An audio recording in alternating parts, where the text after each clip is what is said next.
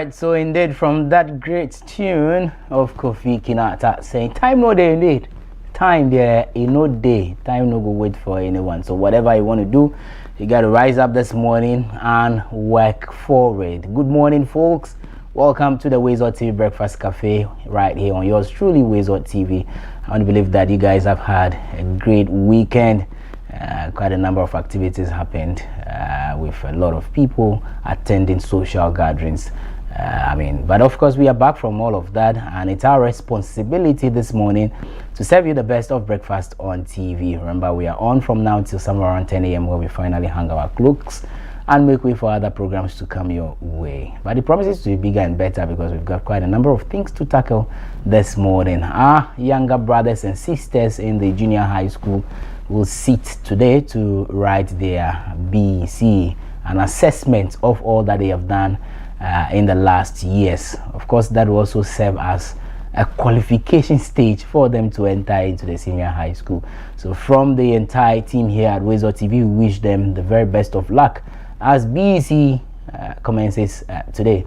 Of course, we'll bring you some reports on that as well. How prepared are your wards for this crucial moment for them? You recall last week as we spoke about it, from all quarters, all they keep saying is, encourage these kids to do more. Don't put too much pressure on them, right? Everybody has the way they think and how they recollect things. It is a stage, so guide them, counsel them, be with them, help them when the need arises. And of course, our invigilators, our examiners, we beg you, despite the fact that you would want to adhere to the rules and regulations governing our exams, please, we want you also to take it easy on them. And also, we don't want to record any cases of exam or practice here and there. We don't want to have issues of exams being cancelled, results being withheld. No, this time there, we beg you people, both the candidates and also the examiners or the invigilators, we beg you, right? Let's have a smooth examination process this time around. So we wish all of you the very best of luck in your exams that starts today as well. But in other spheres, there are a lot of things for us to take a look at. Godfred, most definitely your man, come your way with the latest update in the world of sports.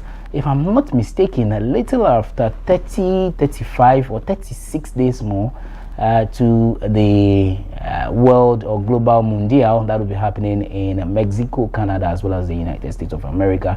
How far with preparations with the various teams? But our major concern is with our gallant Black Stars. What's the preparation so far? Last week, he told us that the coach is moving around, monitoring some of the key players that probably will feature in the World Cup for the Black Stars. Definitely when he comes your way, he's going to give us all the updates. And also in the international world, the various leagues, happened over the weekend. Definitely he will bring us all those reports as well. Make time with your evergreen Asantua as she also comes your way with the latest updates in the world of entertainment. So it's a packed show this morning. But one thing I am not happy about, and I'm sure when my other chefs get introduced, we'll discuss it. The conversation on the Voxy vehicle, it's back on the table for us to look at. And of course, you, the viewer, you're not going to be left out at all. We'll encourage you to get ready, brace up as we start, and then we'll activate the phone lines for you to join the conversation from all over the country or outside the shores of the country as well. You can also send us a text via WhatsApp number 055-269-7939 and drop your messages under any of the live broadcast, and then we'll also share that out loud and clear as well. But let's take a look at our weather this morning. It rained at some parts of the country, particularly here in the capital city. It rained heavily. I think it started somewhere around 2-3 a.m. It was still drizzling as at the time I was setting out from the house around 5 a.m. thereabout. But currently the temperature is hovering around 26 degrees Celsius. Fairly cold, not too hot, not too warm this morning. 26 degrees Celsius. Possibility of the rain continuing, it's high, somewhere around 30%. So please, for those of you who will be stepping out this morning to do your please carry an umbrella along or get some raincoat as you step out of your various homes to do something. And if you're going to do it quickly and return. You can never tell But with what we are saying, it looks as though the temperature will rise to somewhere around 31, 32 degrees Celsius later in the day towards noon and a little after noon. So you know what to wear around that time as well. But remember to stay hydrated. Drink enough water. Drink a lot of water. Stay hydrated. Even if there is no food, Charlie, manage the water. Last week we had a water conversation, and hopefully we will see government intervene, or probably the stakeholders or the key authorities that are in charge will intervene to ensure that there is some sort of control in the pricing of sachet water and what have you as well. So that is it with the temperature this morning. It's 26 degrees Celsius, fairly cold, and it's still drizzling in some parts of the country. Be protected and be guided out there. The meteo guys told us that this time around the rains will come with wind, very strong wind. So I always tell you that watch where you stand or where you hide when the rains come in, especially those of you who tend to hide under some big billboards here and there. Please, no, the winds will be very dangerous and hard. So stay away from such areas. Find some nice place, cool, safe place, and hide yourself when the rains come as well. But our motivation this morning is from Oprah Winfrey, and Oprah says the biggest adventure you can take is to live the life of your dreams. The biggest adventure you can take is to live the life of your dreams. Self-explanatory.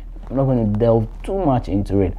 She said it all. I mean, that is the biggest adventure anyone can live in this world or in this life. Live the life you love. Do the things that satisfy you. That is the dream. The goal is to live that particular dream. Continue to work hard for it. And basically that is it. Like I said, it's self-explanatory. No need delving too much into it. Think about it. Remain focused. Have a clean heart, as I always tell you every morning. And indeed, that target you have set for yourself will be well achieved.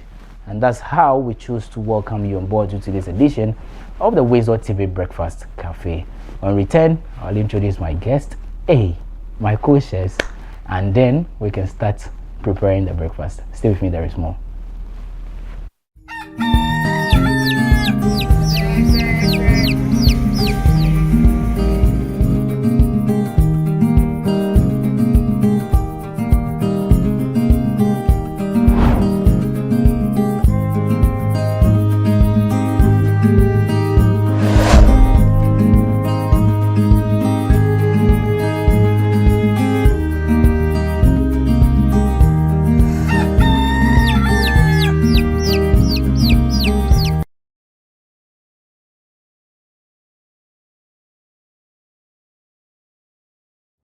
Embarrassed.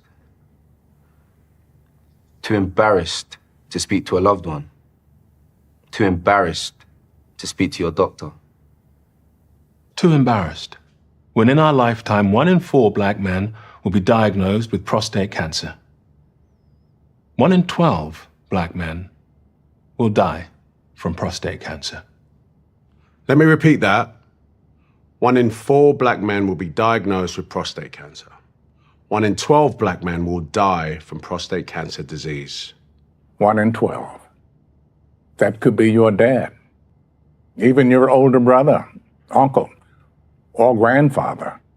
You need to make sure they are not embarrassed to speak to you or their doctor about it. Hey, Dad, have you had your prostate checked out? See? How hard is that? It's easy. Just start the conversation. Prostate cancer is survivable if caught and treated early enough. Don't let embarrassment stop you having this important conversation. You may save someone's life. Not just your own.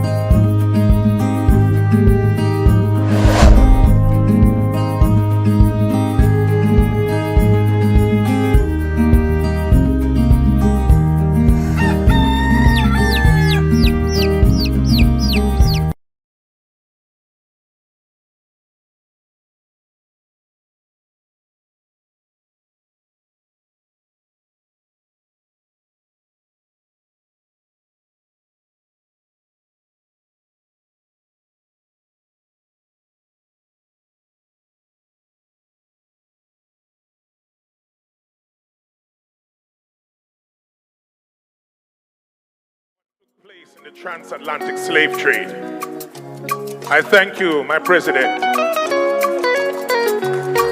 I am a child who suffer from this.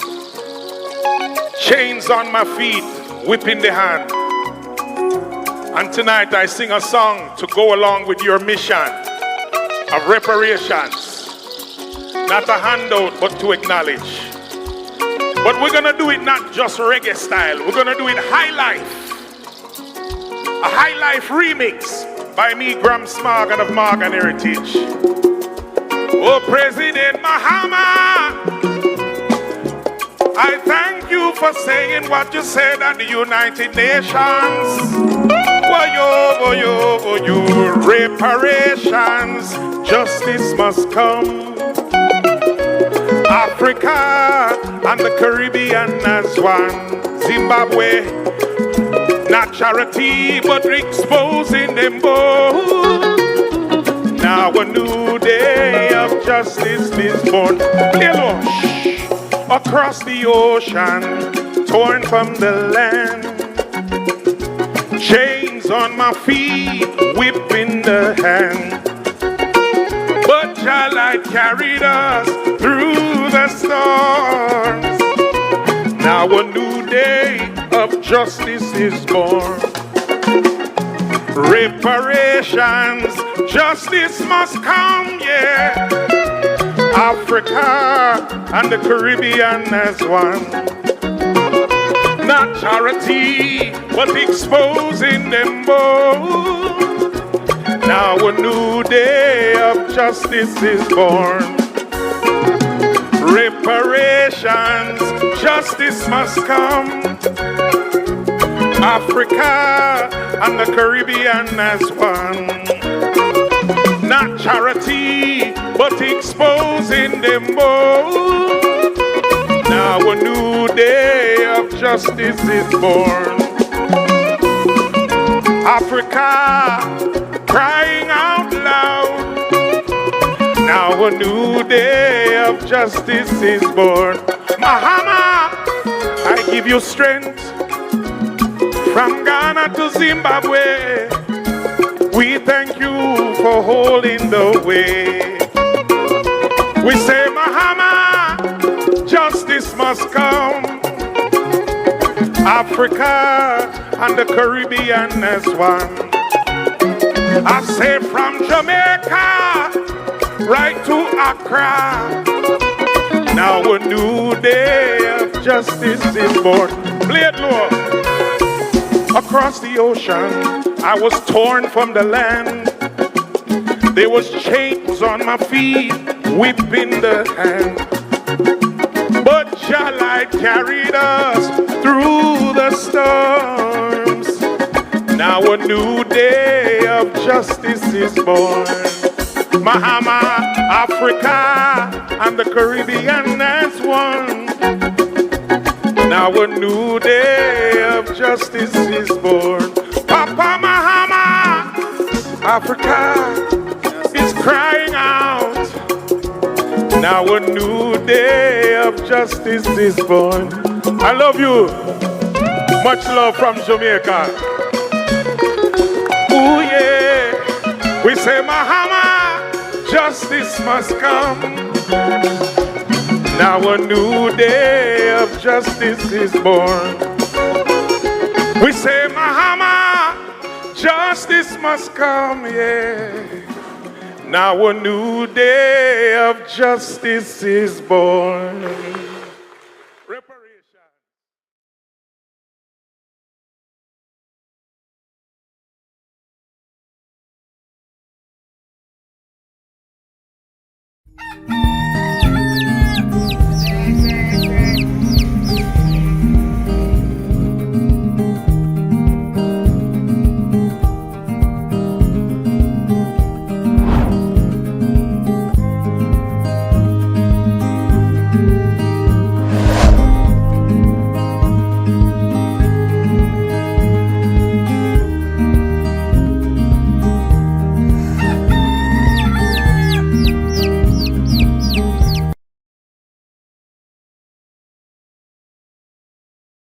All right, so welcome back. Many thanks for still staying with us right here on WoezorTV. It's a Monday morning. I said it, the anthem for the week is fully active. Charlie, my man Godfred. Hey. Randy Aji. Oh, you're looking good, oh. Oh, thank you. How are you? I'm good. Yourself? Hey, some Sakawa money drop. some. What? Hey, Charlie. Some blood money. Which one? Which one you get? If it blood, if it computer, or if it brain, or which of them? If it genuine money. If it genuine clean money. Investments. Which of the investment? No. Sometimes you can have bad investment too. Should I mention the name? So recently, I think a friend of mine, we recapped something that happened. You know that Ponzi scheme? Yeah. Then little drops, bam. Little drops. The name came up. Little drops. There was another one too. Was it Good Shepherd? Oh, for those who grew up in Hull, sometimes I mean they may be familiar with these names. So they tell you that okay, deposit this amount of money, bring 5 people who. So that's the pyramid. So 5 people under you would have to bring 5 each. And blah blah blah blah blah. So then their money will grow. Oh my God! How on earth did we even believe that?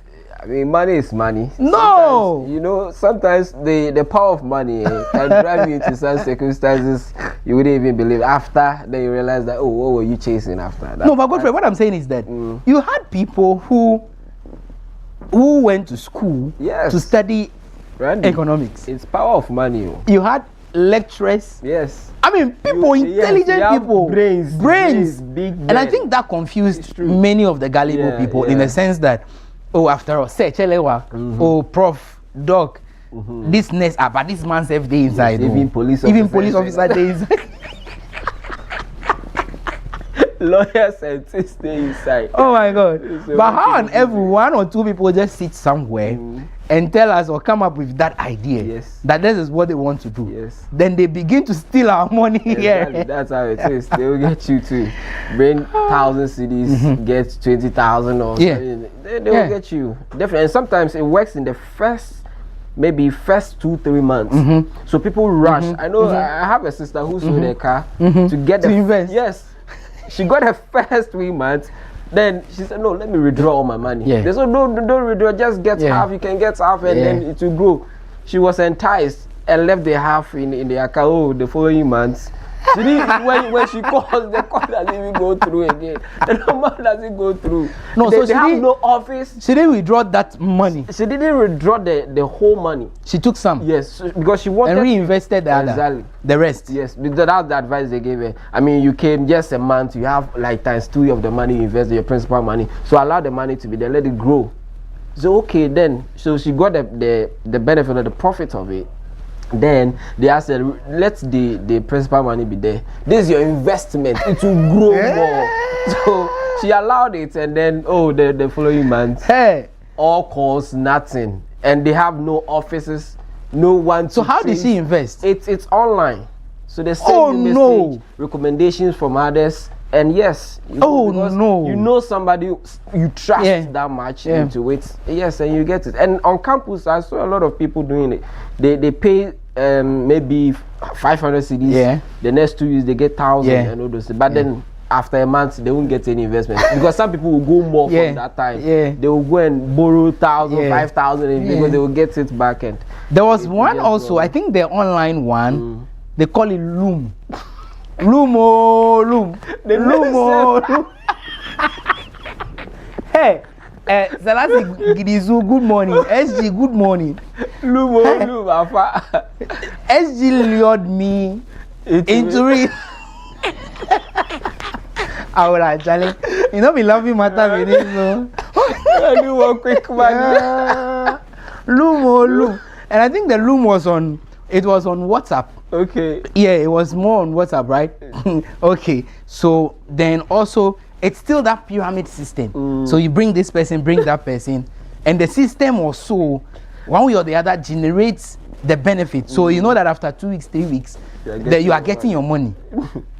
It be like it happened. The first 2-3 people got theirs. Yes. It reached the week me, I would take my own. The team Pascal. I still have it on my phone. But I'm telling you right, oh, why always me? Charlie guy. Loom. No, I think a lot of people would have to have that orientation about how you can make money. Yeah. There is nothing like it doesn't work. Somebody will tell you who's Rawundi or whatever they call it. That's how it started. Yeah. So Alaji. Yeah. Lafialo. Sanukade. Sanukade. Yeah. Zasiba. Nah. Alafi biene. Nah. Topa now. To. Where you going? Ade, how are you? You are looking good, oh. Charlie, even like this week, that be the level, eh? By the grace look of at Godfred. Look at you. By the grace of God. Me, they don't say at least always me. I they wear coats too much. They say they wear coats too much. No, there's a reason to it. I almost work after. Okay. Okay, you know, the rain. Yeah. The weather is giving a brochure vibe. Yeah. So you let me wear coats. Charlie, how was your weekend? Well, it was a good one. Yeah. Yeah, it was you invited me for lunch yesterday, but I couldn't. You declined. Yeah, but I had a good time. Okay. Yeah, I had a good time yesterday. Okay. Good. Yeah. It's written on your forehead. Is it? Yeah. Good times. Charlie, with the talk Ponzi schemes, there's another conversation I would want us to have. Okay. And I think we even add the video. Okay. We've done it over and over again, but I think we would have to touch more on it as well and get viewers' reaction. But with the talk Ponzi scheme, what's your experience? People are greedy. I've never had an experience. Oh, really? You never tried? Okay, you are from a rich home. You are a rich home. No, it's not a matter of being from a rich home. Oh, that about not a try. They're not a try gambling. It's a subject of common sense. So I lack common sense. When you have excess liquidity, common sense has limitation. And you lack common sense, I'm shy. You fall for. I'm shy now. You fall for those tricks. You see me. Excess liquidity. I swear. You see me. Bank of Ghana. Investment where bank no day inside. Forget about it. I won't dare. So that's what I'm asking. Like, how? Forgive me, but how silly were we? Well, that's what I'm saying. You see, maybe you were just, you're just people who love to take risks, and maybe you had excess liquidity, you had a lot of money, you didn't know. So you didn't know what to do with it. You had surplus that you didn't know what to. Oh my God. What to do with it. And more so, I think that a lot of people are just greedy, and that's why they fall for these get rich quick schemes. Eddie, you tell me that I should come and give you money, and you'll be giving me a certain percentage. But it looked real. It makes no sense. Because hold on. The moment it is too good to be true. Look, you know what they did? Oh, there was one too. It was Blessed Assurance. Okay. What they did was that they were empowering young entrepreneurs. Yes. So when you deposit your money, it gets to a point. Whether you are into tailoring or into hairdressing, they help you get some of the machines, the equipment. And I was like, we saw it. People benefited. Philly Kadochi. People were giving sewing machines. People were giving basins and all of that. We saw it. It's all part of the strategy. Hey, Charlie. We must convince you. You understand? For you to realize that, Charlie, the thing is real. Then you come and put your money. And you see, every Ponzi scheme breaks at a point. Yeah. You get it? At any point, it will break because it would have reached its maximum utility. You understand? Those who study economics, they tell you there's minimum utility, whatever utility before you get to the maximum utility. So you would have gotten to that point where it will break. So I don't see what you will do to me, Eura Adams Kaim, to take my money and say I'm going to do Loom. Of course, we heard of Loom. Loom was about 10 years ago. Yeah, it was about 10 years ago. Well, yeah, maybe 10. Yeah, 10 years ago. Yeah. Oh, I still have it. You are look for it. Charlie, then you drew some circles and they will put in your name. Good. I have seen it. So it is right here. Run this loom. Can you see? Jonas, if you can zoom this like a spider. Yeah, like a spider web. That's it. That's it. I still keep my. No matter what. Your name is in the center. Yeah, my name is there. No matter what. Run this loom, and then so you have all the other members that belong to Randy's room in there as well. So they will bring their money, then you take your own. Then you sit back. And the next so how much money did you start with? I can't readily remember. Okay. Yes, because I think so. Okay, so I can't readily remember. I was trying to look out for the dates this was created, but it's been long. Yeah. Because I think I was still with my former work. So the group of people around me were mates or colleagues from the same office. Yeah. The lady who lured me into it was our makeup artist. She lured me, SG. She lured me into it. And that was not just it. But there were others that came so real. Not to hurt people, but I don't know if you guys remember some tilapia one too. Yeah. There was a time, there was the whole intention and the whole investment was focused and centered around tilapia business. True. So just like how the gold one was done. You know, I just want us to mention names. It's true. But okay, so you have a gold deposited somewhere or tilapia deposited somewhere. Somebody's running your tilapia for you. All you need to do is make pay some money into it, and somebody is farming for you. You've not gone to see the tilapia yourself. It's true. I mean, we have a lot of examples to mention in the Eastern region. Remember the Jester Motor got the snow in 2016, what happened in the country and all those things. Yeah, so they are all real. But then, like Karim made mention that if it's not from a bank, sometimes you see the maximum percentage of interest that we all agree or standard shouldn't even go beyond 15% on savings. But there are some banks that will be giving you 25% to entice you. Yes. Yeah. So you even need to be careful. At the moment they mention this above 15, 20, you should know that there's something wrong. The fact is that how many of these people will even know about this 15% you're talking about? That is it. How are they even going to calculate the percentage on their investments? That's another issue. So financial literacy is the gap. It's very needed. Yeah, it's very needed. It's very needed. Anyway, guys, thank you. But let's talk about the main issue now. Stella, I don't know if that video is ready. If you can play a video went viral over the weekend. I'm sure you guys have all watched that video, talking about that Toyota Voxy vehicle matter. Look at this, guys. And when I saw this for the first time, I asked myself, driver Lenuera. I don't know if you understand what I'm saying though. It's in two folds. How are you? Are you okay? Are you mad? So whichever he will take, that's fair. But look at this. How do you do this? I always talk about the fact that there are innocent people in your vehicle, and you as a driver, you have control over all of this. Look at what he nearly did. This one, don't tell me it is alcohol. Don't tell me it is weed, because it can't happen. Jimmy, it is an act of act of elemu. Yeah. See what is written at the back. What's there? Extra time.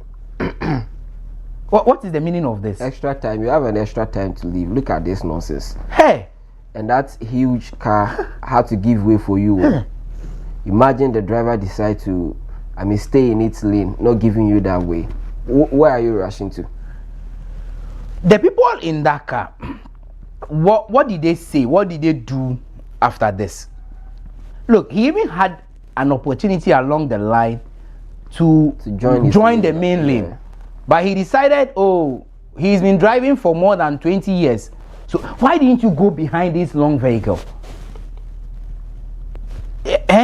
Godfrey, what is this? And these are the kind of things we see on our roads. Yeah. Then we'll come and glorify Abonsam. See, I always say that we've not heard the other side of the story. The God and Satan factor or their conversation. We've not had the opportunity to listen to Satan. But some of us are beginning to believe that Satan probably was right. I am sorry. But I'm saying that for all you know, Satan was right on some of the things. How do you tell me this is an act of Bogbovon or Satan? When people die out of this, then you tell me, Abonsam, Satan, it's the devil. He was built to travel to Ablochi, and he told somebody, and somebody did this to him. Are you okay? Obonsam worked through the driver. Which Abonsam? We just spoke about common sense. He worked through the driver. Which driver? Because at the moment he will seize your common sense. That's how Abonsam works. He will take away your common sense. You become foolish. Because why would you do this? Randy, why would you see sometimes like the Voxy conversation you had last time that now it's been banned and all that, but it's still in use. Yes, you know, it's still in use. They are still using it. Like you rarely said something that day that how would you know if those in the vehicle are commercial passengers? Or it's a private car. You always see them on the road. Yes, they are using it. Yes. So you see, the announcement was made, but not to cut you short. Look at the number plate. Yes. That is a white number plate. Exactly. So that certainly is a private owned car. Yeah. But it is being used for commercial purposes. If you go to Medina Lorry Station now, you see many of these cars parked in the lorry station. Yes. People are joining comfortably. They are using it. Okay, fine. I am saying that it is not even about the cars.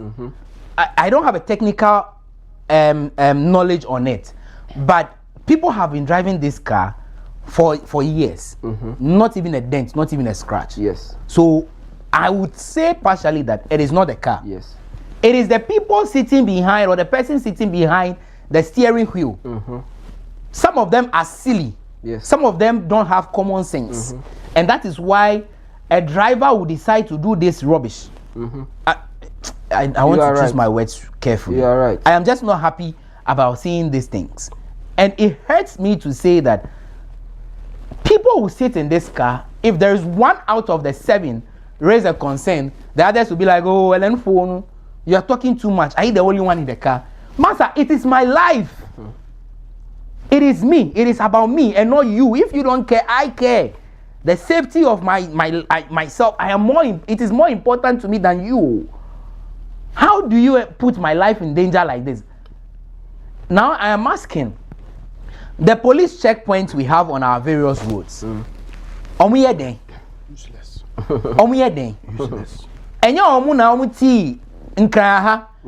they went into that meeting and the decision was taken that yes, from operating as commercial vehicles. So now you meet it. So when you stop these cars on the road, what do you ask them?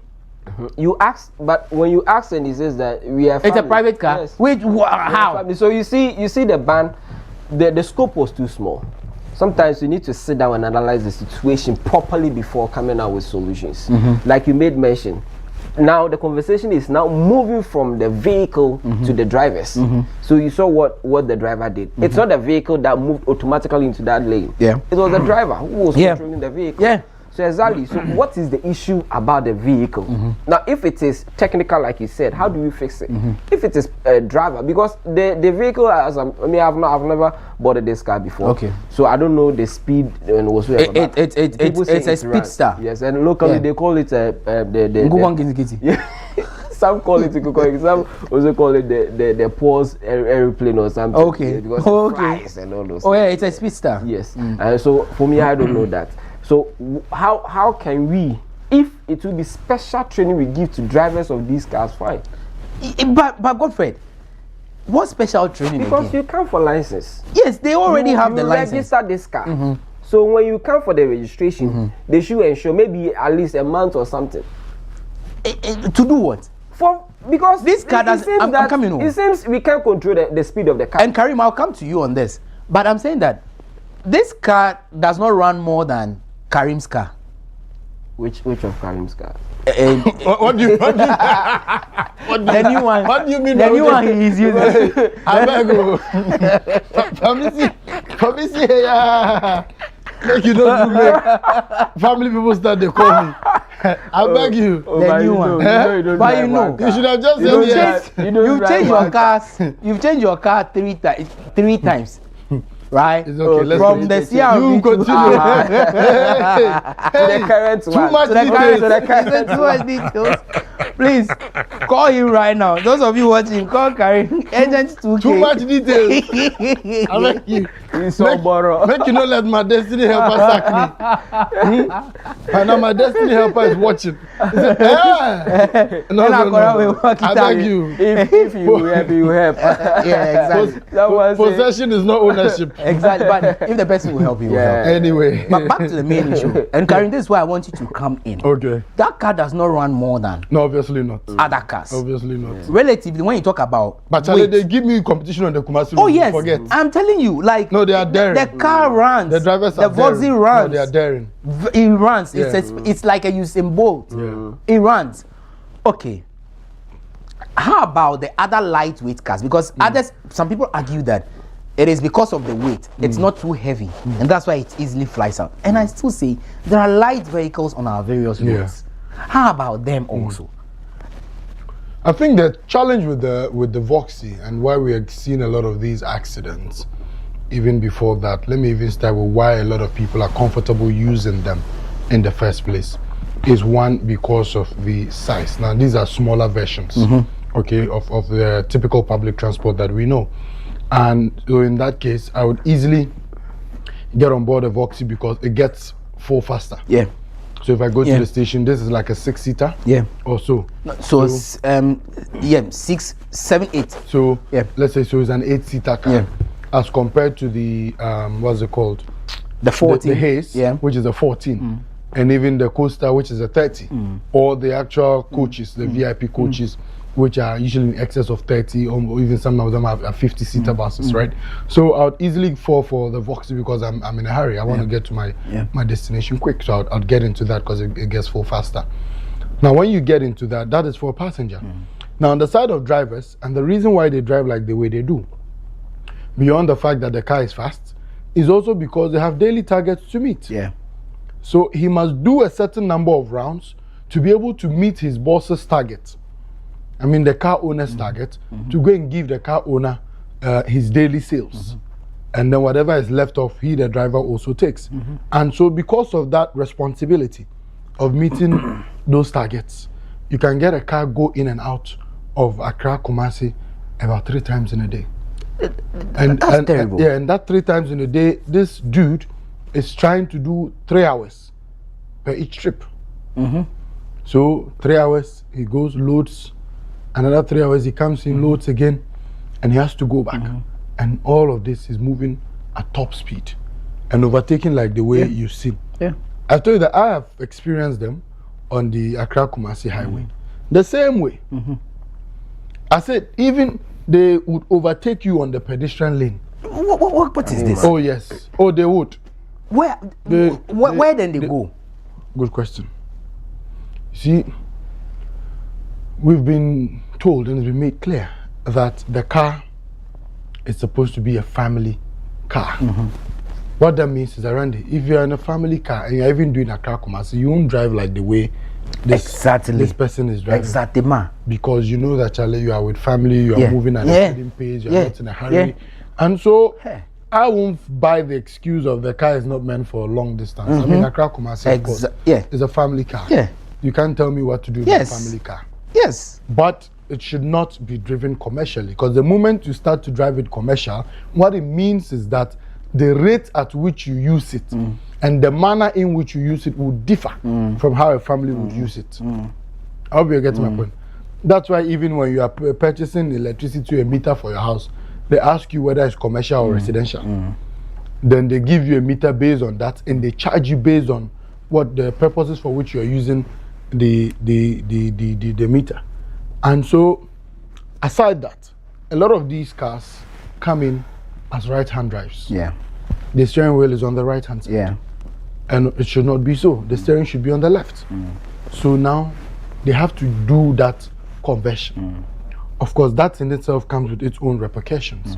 Because what it means is that the car is not being driven in its original form, so anything can happen.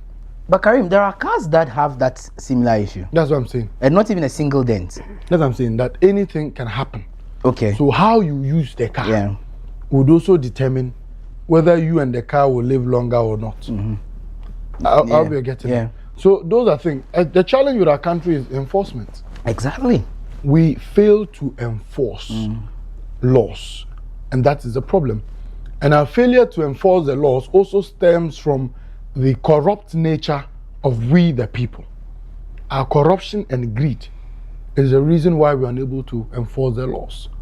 Because somebody expects that the job that he's supposed to do, someone must give him money to do that job. Yeah. Have you seen the video of the policeman at the Galamsey? Yes. Someone who is supposed to be enforcing the law. Yes, and that's not just it. Yeah. Another one also came up. Yeah. I don't know if you saw that one too, guys. The guy, I think he was driving home or so. Yeah, I saw that video. That Canadian police officers. Yeah, who said he had dollars and blah. Yeah. I saw that one. He was driving like a ram. Oh no, that's also a different one. That's another video. There is one being the night. The guy was stopped. So the usual random search. Yes. So he had his glasses on. Yes, the metal glasses. And that's the same so video. his wallet and all of that. Yeah, the same one. And he had dollars in his purse. Yeah, that same video. Okay. Yeah, he was driving, I think. Yeah, it was a Ram or an F-150. Okay. Those big cars. Yeah. Okay. I saw that video. Okay. And they requested for money. Yeah. You get it? So that is the problem we have in this country. The young man says he doesn't have license. What does the law say? And you yourself told him that it's a fine. They won't jail you. So you just but the pekakraman. And I'm like, Jesus. You see, I would easily dash them when I meet them at the stop points. Not because they've asked for it. But the moment you ask me for it, I don't give you. You understand?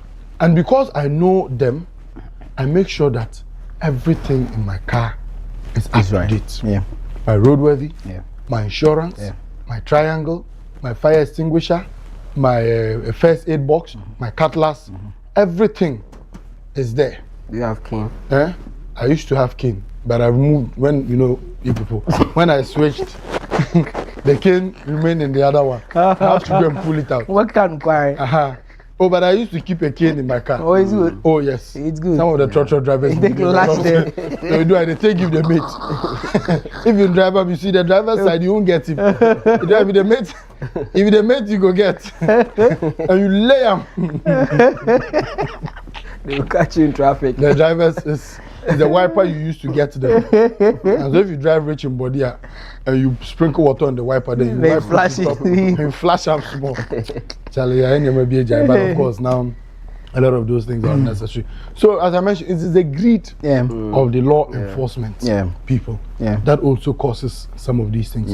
And sometimes you see certain cars on our roads and you ask yourself, did this car just pass the same barrier I passed? Exactly. You ask, sir. You understand? Yeah. Because I remember during Dampa race time, so a lot of the barriers, he closed them down because I think there was a time he drove on a certain road and saw some cars and I said, did you pass? He said yes. So he closed a lot of the barriers. So remember, even those that you're going to Sogakope, all of those barriers, they were not there again. The one at what's it called? Oh, just when you leave a friend, then when you leave 25, the first barrier. No, it's not. Is it Sege? Forgotten the name of the place. I see what you're talking about. Yeah. Not Sege. Sege is quite far. They closed it. Yeah. Is that Suchari or so? No. When you are using the pram. Yes. So then when you are going to Kumasi, Asankare, that one too, they closed it.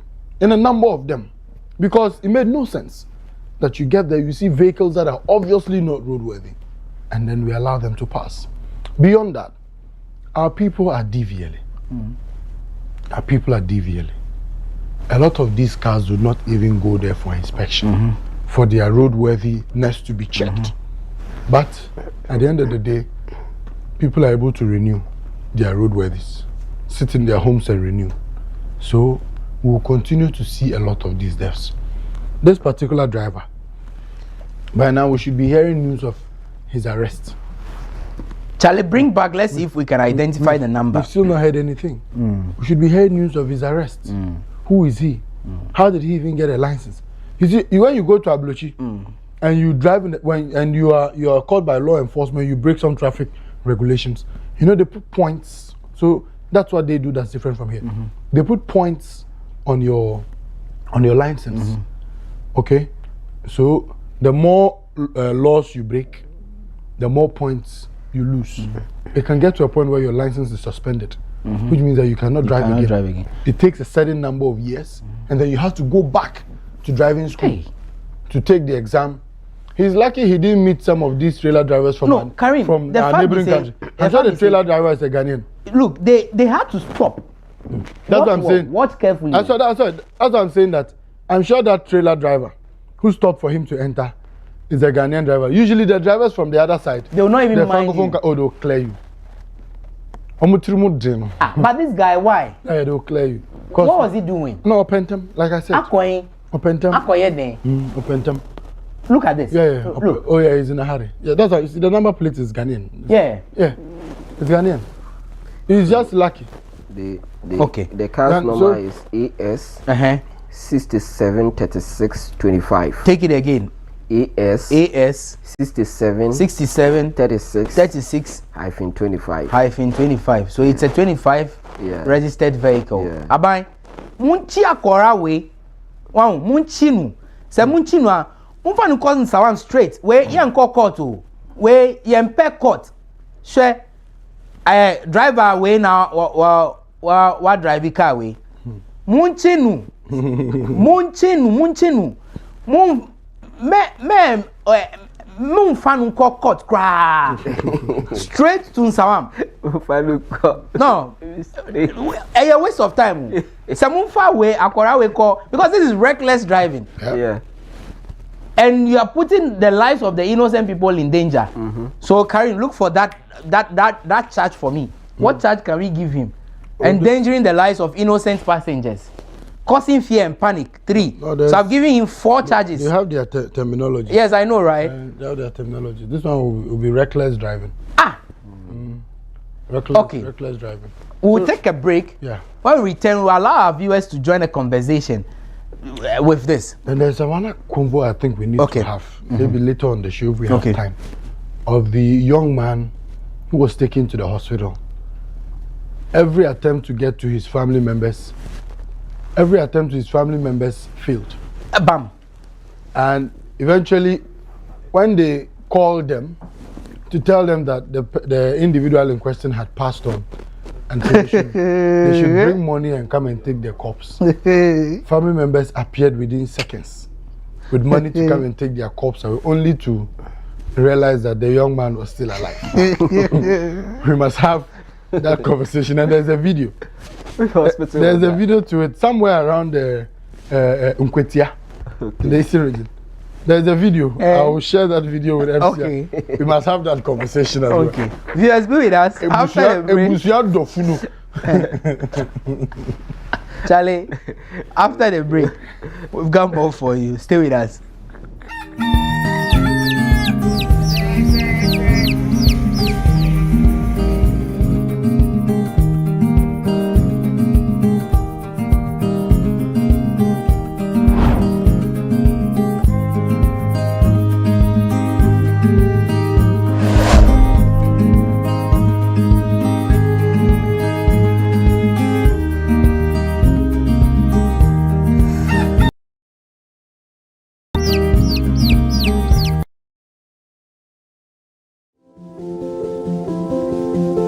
If you're watching this with your friends, you'll probably make a joke.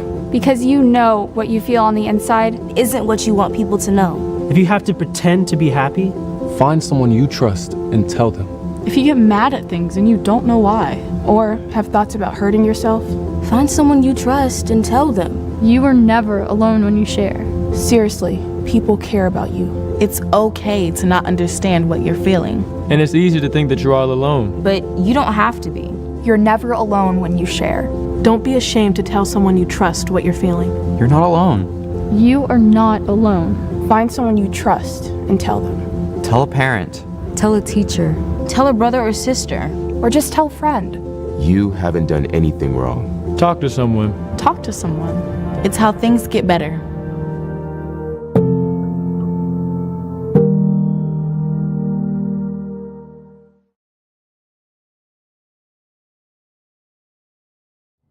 Embarrassed.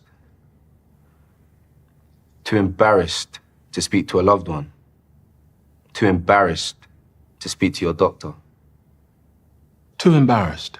When in our lifetime, 1 in 4 black men will be diagnosed with prostate cancer. 1 in 12 black men will die from prostate cancer. Let me repeat that. 1 in 4 black men will be diagnosed with prostate cancer. 1 in 12 black men will die from prostate cancer disease. 1 in 12.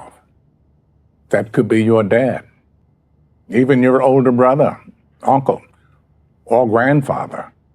You need to make sure they are not embarrassed to speak to you or their doctor about it. Hey, Dad, have you had your prostate checked out? See? How hard is that? It's easy. Just start the conversation. Prostate cancer is survivable if caught and treated early enough. Don't let embarrassment stop you having this important conversation. You may save someone's life. Not just your own.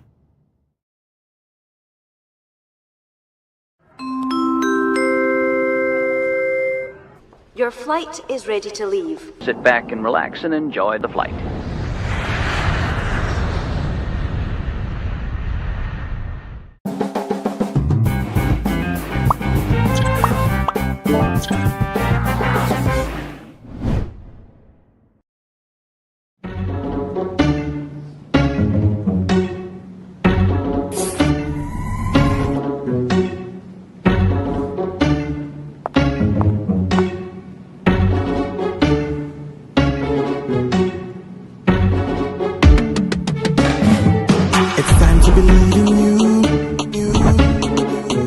Changing, so should you. If you're dreaming, don't be afraid. And in the valleys, keep your head up high. Dare to dream with Puma drinks. Puma, Puma. Yeah, believe it, you can achieve. Puma, Puma. Oh yeah, clap your hands for the whole new vibe. Make we set the Puma. Oh yeah, come alive. Puma, Puma. Let me hear you. Puma.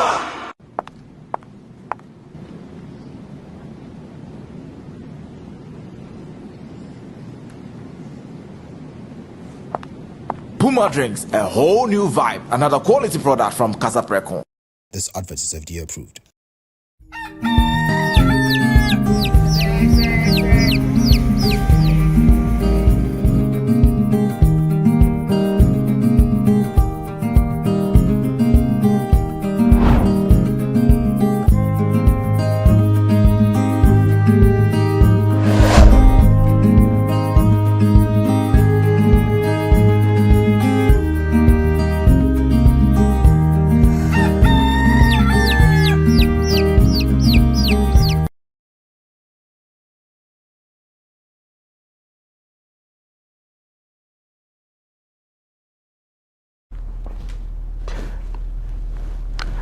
All right, so welcome back. Thank you for still staying with us right here on WoezorTV. It's a super Monday morning. Wet weather out there as well, but as we always tell you, please be very careful as you step out of your homes for your busy schedules this morning. The team is still right here. We're talking about that reckless driving we saw over the in that viral video that went out over the weekend. What must be done with this guy? I said it. Let's straight to Nsawam. Yeah. Now what's up? Cool. Is that a navy blue or that's a navy blue, right? Yes, navy I told someone I needed a navy blue clothes and I didn't know the color. Oh. I just mentioned navy blue. What kind of clothes? Let's talk after the show. Okay. I'll plug you. But I like that color. It's my favorite anyway. I have lots. Aside red, my favorite is blue black. But that's blue black, right? As we always if say. You go to the market, they don't understand navy blue. So when I say blue black, that one will get for you. If you go and mention the navy blue, it will direct you to them. Oh. Now I'm going to deal with the navy for yourself. Yeah. Anyway, but now that conversation we've had in the past is back on the table. You haven't gotten the opportunity to speak on it yet. Oh yeah. So let me rope you in whilst we activate the phone lines for our viewers to join us. What did you see the video? I have chance on the video. What came to your mind? But he has written extra time at the back. And you see, Randy, I always say if you use the Accra Kumasi highway, if you're able to go and come back safely, go and give an offering in church. Is it that bad? The recklessness on that road, like the recklessness. How especially these Voxy drivers, you see, most of them do that. So the moment they realize that the lane they are on maybe gets stuck and vehicles are not moving at the pace they want to, and the other lane is free, they shift to that side. So that was what happened. I thought probably he went to the other side to buy something. No, they shift to that side, and so they will walk. So some parts of the road is more like it's created like a pavement kind of thing. It's not really on the road, and a footpath. And so they will be on it like that, and this is how they keep encountering the long vehicles. Look at how the drivers swim. What if not these long vehicles? Sometimes they are somewhere. What if the driver decided to face him? Yes, and there are some like that too. They will come at you hard. Yes. That's what I'm saying. He's like, that was what happened. So see the long vehicles, and they will give way. Charlie, they do that. Sometimes you see them in like line 2, 4, like that. Nah, and Karim, see, let me give a big shout out to the transport operators from, who use the ECOWAS road. That's Accra to Aplau, and also that side, and then the ones from Accra to Ho and Hohwe. Right. Hardly do you see this, to be sincere with you. Hardly do you see this sort of indiscipline on these areas. And for a fact also that they also have these same vehicles plying the roads. Recently, I've seen a couple of them using the Madina to Ho road. But hardly do we hear of this unnecessary or avoidable accidents. Very true. Shout out to them. But I now get the whole thing. I thought probably the guy had just gone to the other side to buy food or something. Buy what? That is what they do. So you know, when it happens like this, when the lane gets stalled like this, perhaps there's a long vehicle in front that is stalling, like it's not going so fast, and so it makes all the vehicles that follow go slow, right? So you'd have to find a way to overtake the vehicle. And so they are the pathfinders. They will just switch to the other lane because it is free, then they start going like that. The other driver should have, arrested this boy, give him some 6 lashes or some 6 pack. Can you?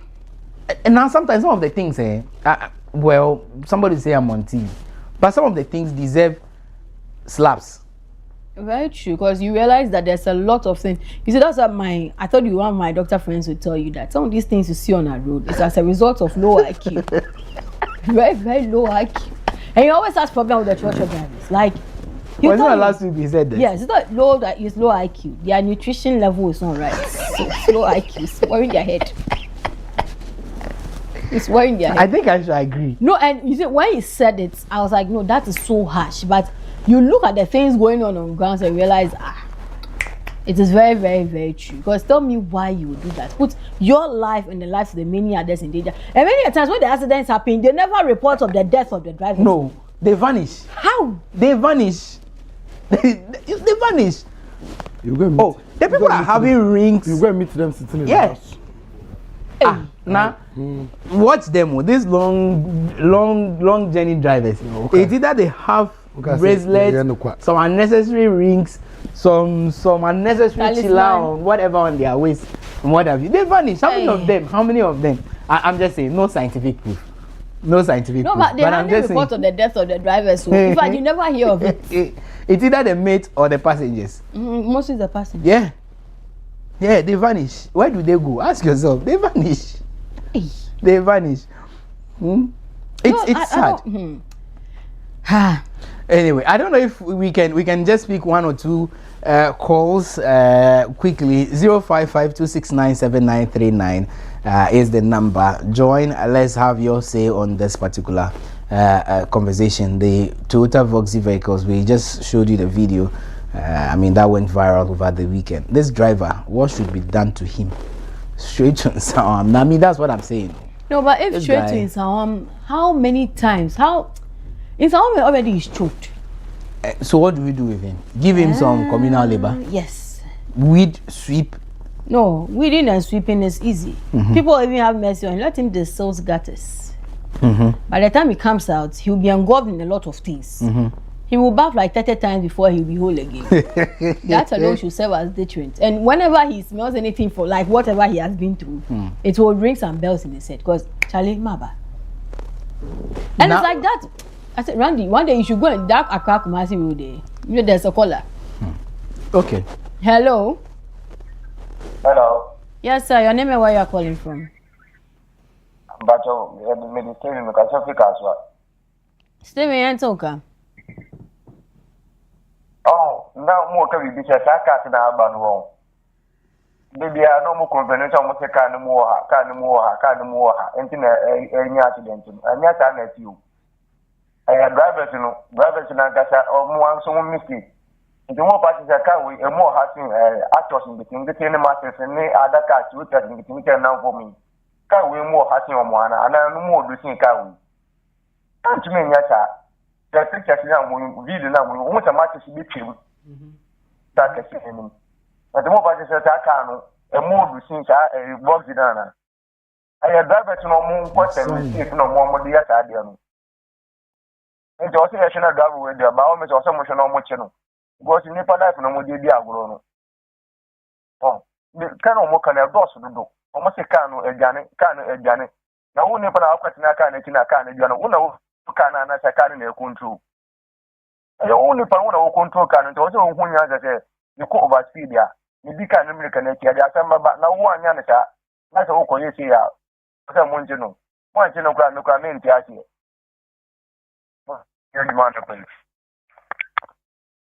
Thank you so much, George.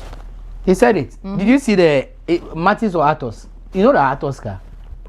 Oh, it's almost the same. It's a look-alike of the Voxy, but that it be like it make a bit smaller than the Voxy.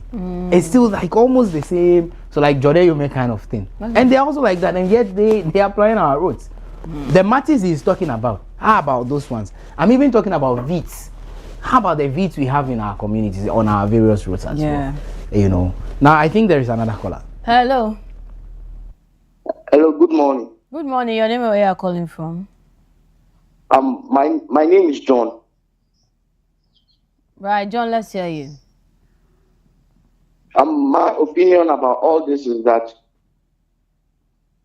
on these roads, they are supposed to install CCTV cameras so that any driver that misbehaves, his number plate will be picked and he'll be dealt with appropriately. Right.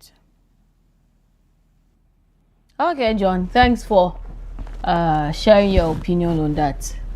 CCTV cameras. Yeah, I mean, how is it done in the developed countries? Closer to the traffic lights that even they say it will curb that indiscipline on the road, and since people still cross red lights.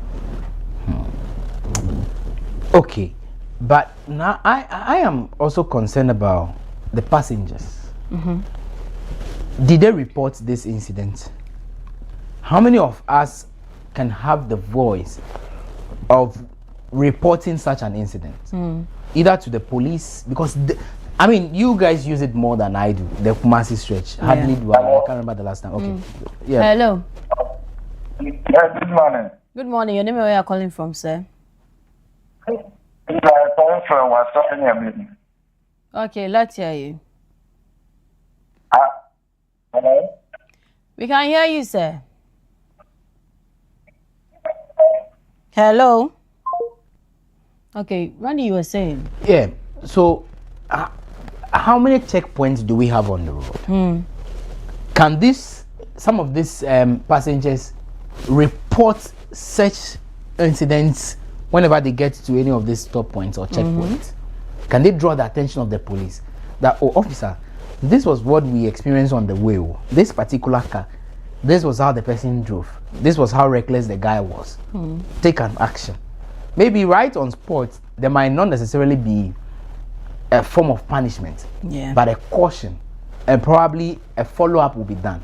Maybe that can help. Because if, as a passenger, you keep mute all the time, and this continues, you go die. It is you. You have paid for the service. It is your money. Why do you pay for your own death? It doesn't make sense. So you need to have the voice. You need to speak up. And when there are other passengers sitting in that car and they complain, don't think you know better. Some people are so entitled, like they feel too big. Like, yeah, they should be in charge of everything. No, if you are not concerned, I am concerned. So allow the person to raise concerns. Right. For me, that's how I see it. Yeah, what did I even say again? Should I take it again? Bars. I've forgotten the line. No?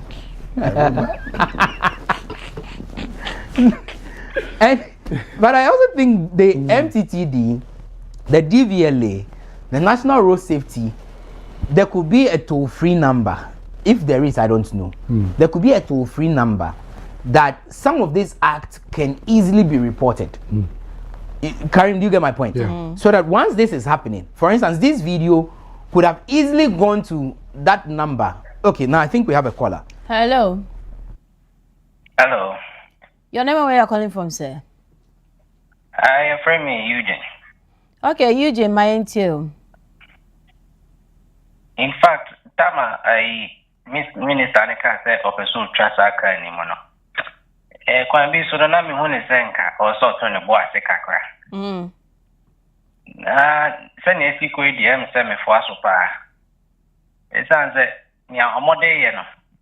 O kasa na o se eyi ebinu mo ho a omadi di enkoyi nutrition na enkoyi nti na ase e affect omone ma no. Wa no ya de ne so no kra na no aka no. But ye de no to nchen a ni o tika na chi no wa na adwen se ka ne di idwane ni bisa se hwan na etwi ka na etwi ne ho ena se ne so no ebuso nti yenhye de ni regulatory body bi ebeka se okay saka we ekowi we na de omo ahye omo nsa se VIP ana se ada friend saying transport terms na ewo ho no bibia se ne hobi etwi bi desa den sem bibiri na ba me ana na me senka aban ne ntwen so na ne aye die em so twam abebo apa yo you do that sepani contribution so Eugene here is calling for the ban on the boxy vehicles now, honestly, because we asked the last time. So to what extent the announcement was made? Who is out there to ensure that indeed all that they have put in that announcement is adhered to, or is respected? Because the cars are still there. I'm saying it. Go to Medina Station. They are there. The Medina Lorry Park. They are there. And people are entering, people are boarding, people are joining it. They are there. You don't just go in front of a camera, make a public announcement, and then expect people to just adhere to it. It doesn't work like that. This is Ghana. And every now and then, the result, the outcome is there for us to see. And here we are looking at this. And I'm saying there are the checkpoints on the roads. How many of them even act upon some of these things? This driver will go scot-free. Nothing will happen. Nothing at all will happen to this guy. And we'll just come back the next day. Same old same. Another accident will happen. Another one will happen. Another one will happen. Then we'll all come back and say, oh, we there Abonsam. Every day we are glorifying Abonsam for some of these things. You know. Well, Abonsam, they sitting somewhere. They whip in beer. Free. No, honestly, I want to start with what the statement Randy made earlier, that we've not heard the side of Satan's story. Satan has never been given the opportunity to speak. To explain. We hang him. Every time Abonsam. Satan don't suffer. Before Satan will say, oh, you are bad. The guy coughs, oh, he is bad. Oh, yeah. Why? Hello. Good morning. Hello. Good morning. But your friend is Bismarck. Okay, Bismarck. Good morning. Yeah, good morning, Bismarck.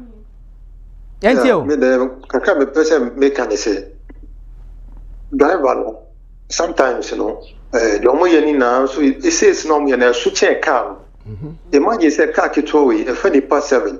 And so we says 3,000 a week.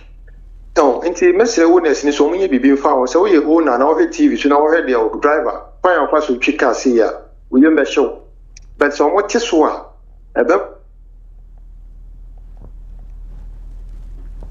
Oh, okay. He's made I didn't understand what he said. Valid point. I think Karim spoke about that earlier, about the sales, the owners of the vehicles demand from the drivers. So because of that, the person wants to meet their sales target. Because if not, they will take the vehicle from you. Now, so, you see, sales, Sunny, fuel, what he or she will get to. But now, why do you go in for such a job? I'm sorry, oh. That is what they've learned. You know, they start as apprentice mates. They learn how to drive and things. We need to set targets for ourselves. Hello. Hello. Yeah. Good morning. Good morning. Your name and where you're calling from, sir? Yeah, I'm Sapon from Kumasi. Let's hear you, Sapon. I am a driver myself. I thank God that I didn't go to work today, and I have to contribute on some of these things. You see, we have 3 issues on this particular car that I have also realized. The first one is what the caller just said. We have greedy car owners. There are some cars which are bigger than this, and they are doing a sales of 1,800 a week. And some of those cars, we call it Stambik, the bigger one. They do lesser sales. Most of their steer are left and they change it to right. But it has not caused problem because there's no pressure on those drivers. The second thing is, because of the unemployment, most of these drivers driving Voxy are hungry drivers. There are people who are not getting cars to drive, and because they've gotten this opportunity, they also want to make money. So these are the issues. If we continue to talk about they are driving carelessly, that one will not solve the problem. The real issue is that the kind of sales they are doing demand that they drive like this. The second one is unemployed people who are not drivers, who have just gone for a license, and because the drivers are not interested to drive these cars, they are the people who are now working with these car owners and they are able to give them those things. So I think the government and the authorities to work on it well, because it's not about the car, it's about the nature of drivers and the kind of car owners that we have also got. They are causing this problem for us. Thank you. All right, thank you. Thank you so much. Your point is well noted, and I think to a large extent, is the same thing we keep saying right from the very beginning. You know, outrageous targets for the drivers, and it raises a very fundamental point that unemployment is also contributing to this. Professionally, you are not a driver, but because you don't have anything to do, you have a license, you need to survive as a young man, you jump into one of these cars. You know, maybe let's pick the last 2 calls and we end it now. Yeah. Hello. Hello. Hi, your name and where you're calling from? Yeah, I'm called Gordon, but from this month. Okay, Godwin, let's hear you. Yeah, I'm Papa known as Bam. I'm also a driver as I'm calling call. Yes, sir. What I wanted to share my opinion is more something about my sister. The problem we are facing here in this month is that there is maximum people who have bought this car. Honest. They bought this car 20 years. But the problem is, I'm a driver, I'm at home now, I'm not using the car. But I cannot go for that car because of the sales. The sales is too much. So when any driver go for that car, it becomes pressure.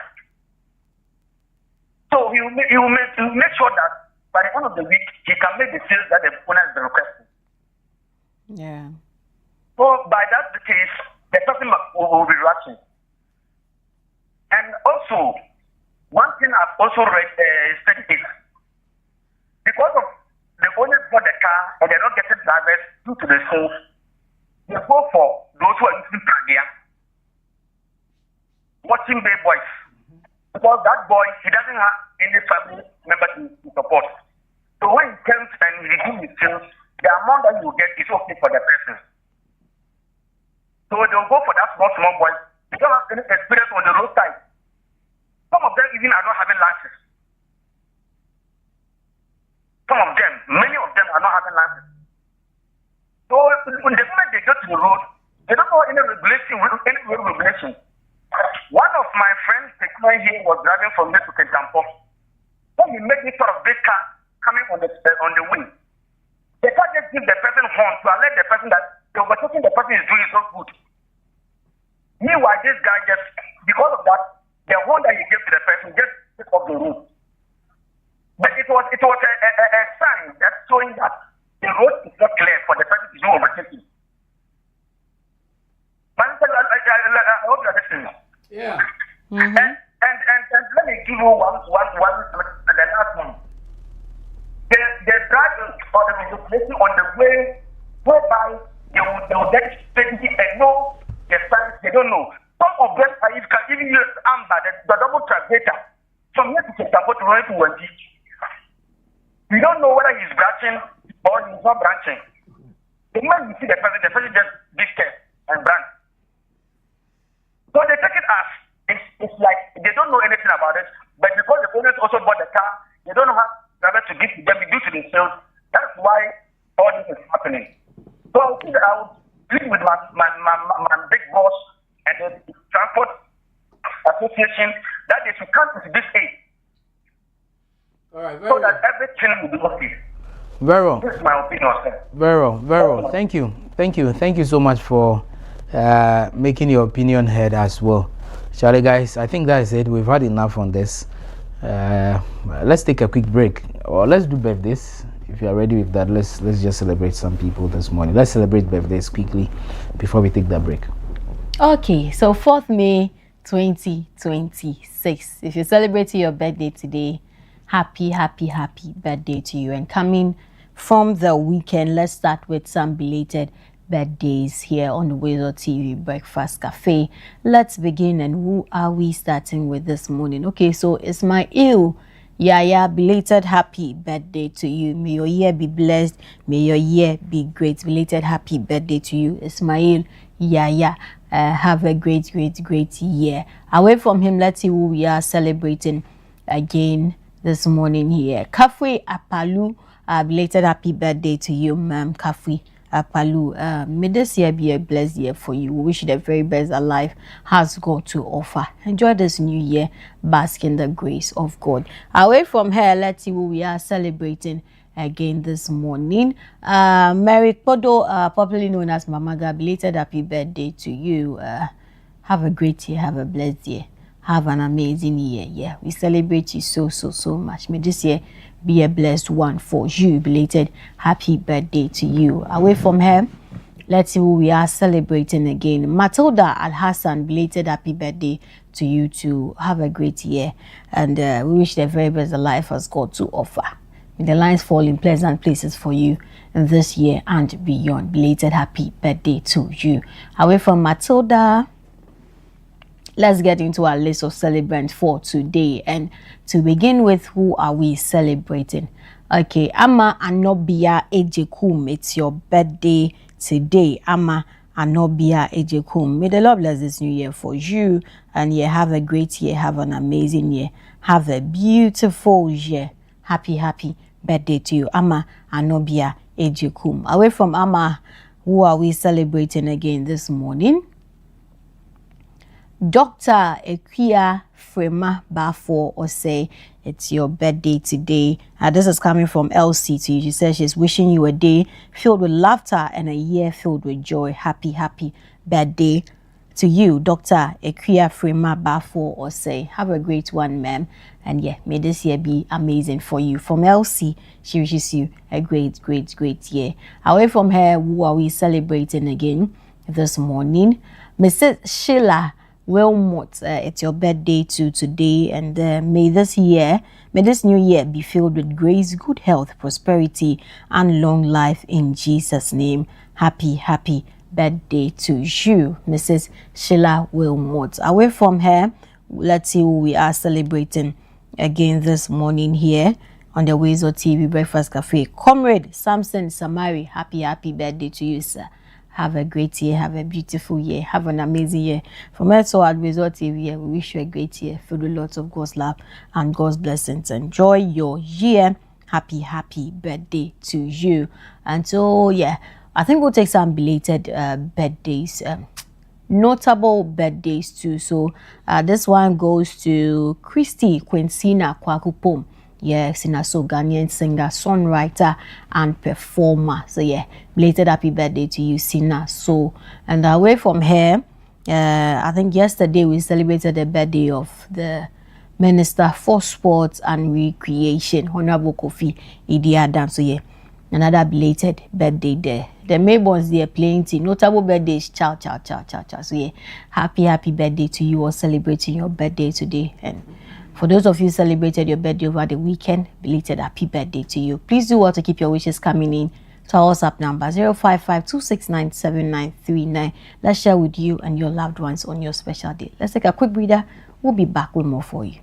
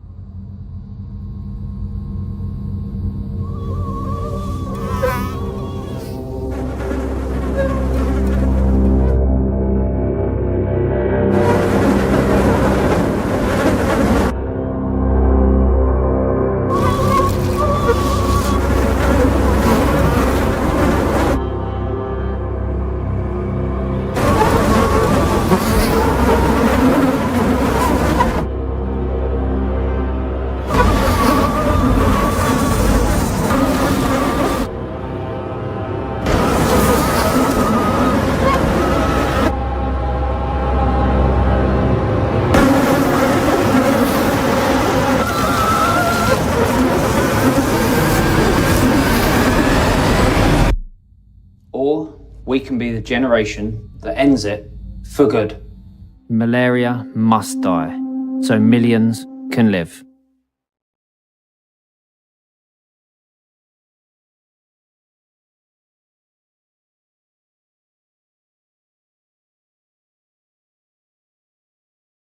Gentlemen, I've got some bad news and some good news. Okay, the bad news is that your chances of getting prostate cancer are now just 7 to 1. In fact, prostate cancer is killing one man every single hour of the day in this country. Imagine that, one every hour of the day. But the good news is, we're forming a team to stop that clock. Men United. It's time men united together to fight prostate cancer, the way women have united against breast cancer.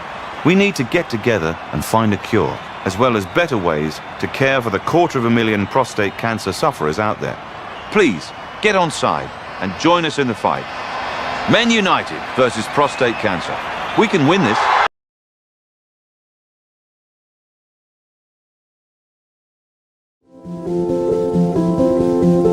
If you're watching this with your friends, you'll probably make a joke. Because you know what you feel on the inside isn't what you want people to know. If you have to pretend to be happy, find someone you trust and tell them. If you get mad at things and you don't know why, or have thoughts about hurting yourself, Find someone you trust and tell them. You are never alone when you share. Seriously, people care about you. It's okay to not understand what you're feeling. And it's easy to think that you're all alone. But you don't have to be. You're never alone when you share. Don't be ashamed to tell someone you trust what you're feeling. You're not alone. You are not alone. Find someone you trust and tell them. Tell a parent. Tell a teacher. Tell a brother or sister. Or just tell a friend. You haven't done anything wrong. Talk to someone. Talk to someone. It's how things get better.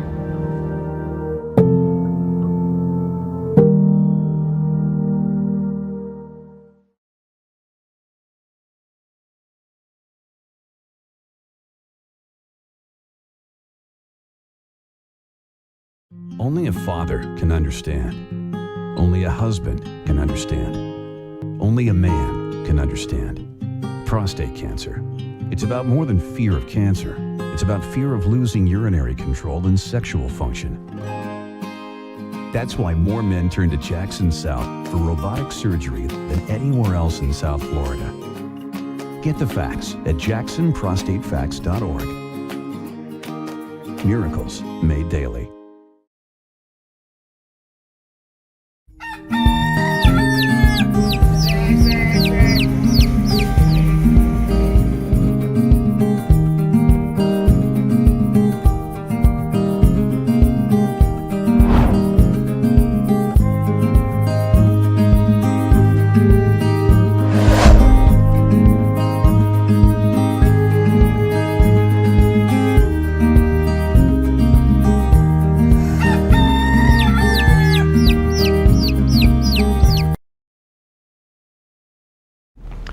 All right, it's time now for the newspaper review here on the WoezorTV Breakfast Cafe. Let's take a look at what the papers are saying this morning. And to start with, on the Daily Graphic, we have Finance Minister files tax returns to boost compliance drive. And there you have the image of Dr. Kaseo Ato Forsen. That's on page 13.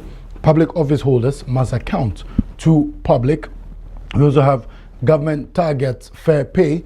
Independent Emoluments Commission to remove Article 71 distortions. President tells workers on Workers' Day. And that would be it for the Daily Graphic. Let's take a look at the graphic business. We have government hands strategic investor for new airline revival.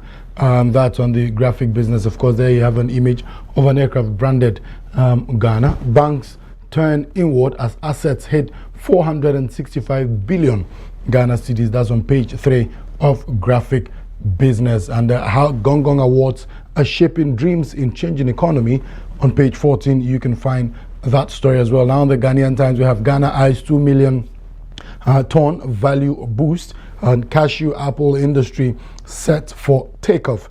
TCDA boss champions partnership to drive large-scale processing. And of course, there you have the image of Dr. Andy Okran. He's the Chief Executive Officer of the Tree Crop Development Authority. Away from that story, we also have Ashanti North Police secure 390 years for 5 armed robbers. Promises to clamp down on miscreants. Nanumba South District records significant development gains under DC Honorable Musa Abdul Rashid. And we have Mahama in Libreville for Innovation and Development Forum. And then also we have energy supply stable. Jinapo assures Ghanaians.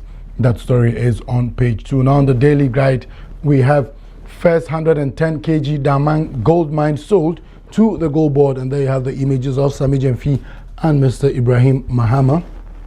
Otumfo honors Angela List. Asante Hene, of course, congratulating her there. And we have CRI blows alarm.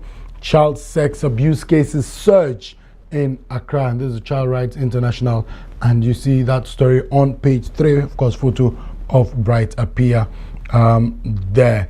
And then away from that to the Custodian newspaper, we have Mahama pushes for law to criminalize sex for jobs. Gushegu curfew lifted. MP Tampuli gives relief items to victims, and we have BOG's policy insolvent. And this is you have a photo of some members of the opposition party.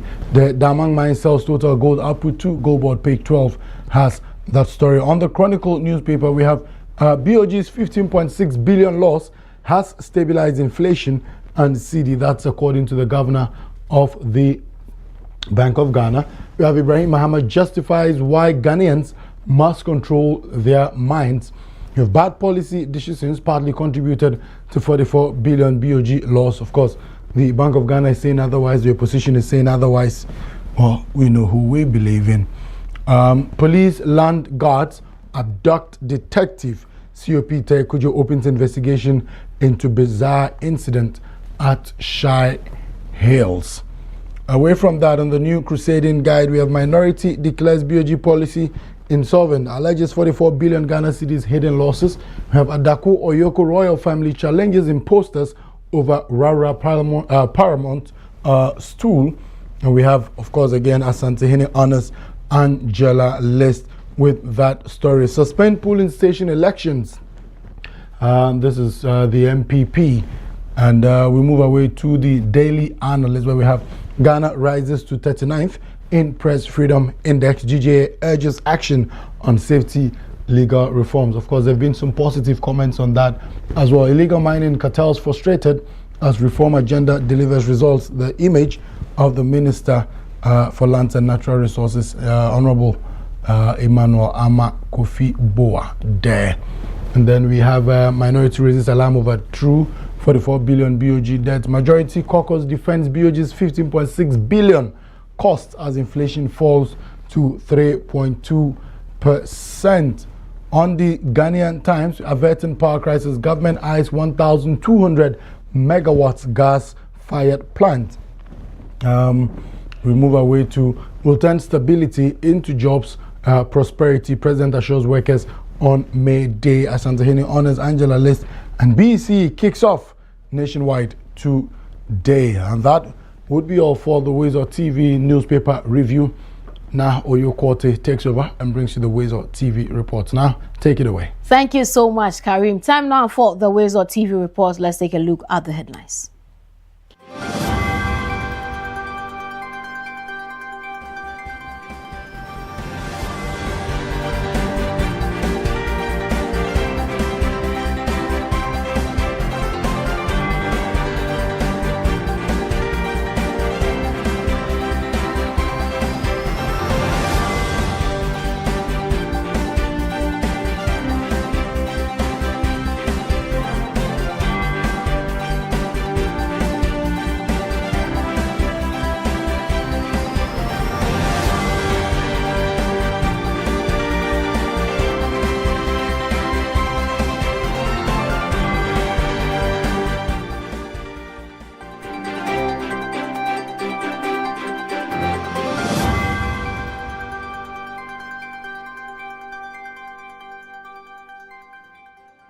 Now let's begin. Long-standing calls for improved infrastructure in education and local commerce in the Eastern region are finally being addressed as President John Dramani Mahama cut sword for new facilities at the SDA College of Education in Asokore Koforidua and the redevelopment of the historic Asesewa market under the 24-hour economy model market initiative. Belinda Nankwansa has more on this report. Development drive is taking shape across the Eastern region as part of the Resetting Ghana tour, with key projects targeting both education and local economies. At Asokore Koforidua, sword has been cut for a multipurpose hall and hostel facility at the SDA College of Education aimed at improving teacher training and student life. The project follows a request by the college's leadership during the launch of the no-fee stress policy, with additional support including transport and logistics for the institution. From education, attention shifted to Asasewa, where a modern 24-hour market is set to be constructed as part of a nationwide initiative across 261 districts. The project is expected to revive Asasewa's status as a major trading hub and boost economic activity in the area. Beyond the market, the president assured residents of government's commitment to completing critical infrastructure projects, including water supply. I didn't know that I'll come back as president many years later and find that the Asesewa water project has not been completed. Nene, water is life. And I want to assure you, as a son of Asesewa, we'll continue that project and make sure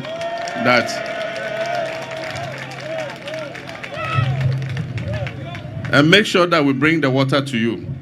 And not only Asesewa, surrounding towns all the way towards Koforidua will also benefit from the water. He emphasized that improving road networks will also be key to ensuring the success of the market and boosting economic activities in the area. Aside from that, if you cannot have an economic center and a big market like Asesewa without good roads to bring the goods to the market.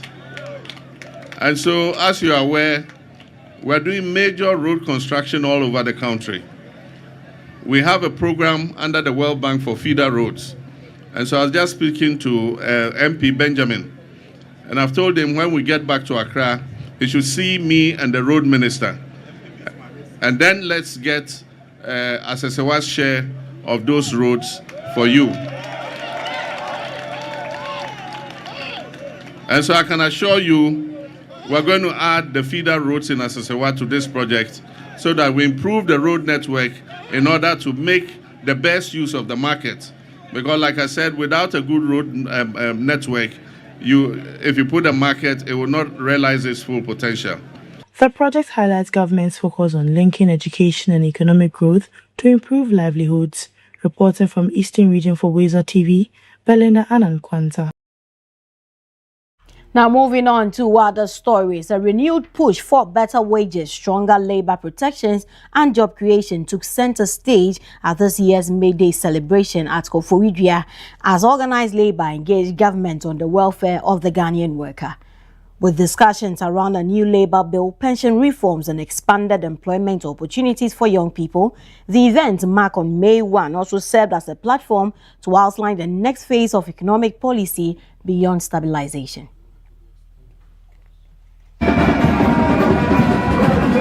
Ghana's Labour Front took center stage in the Eastern Regional Capital, Koforidua, as this year's May Day celebration moved beyond the capital to spotlight workers across all regions.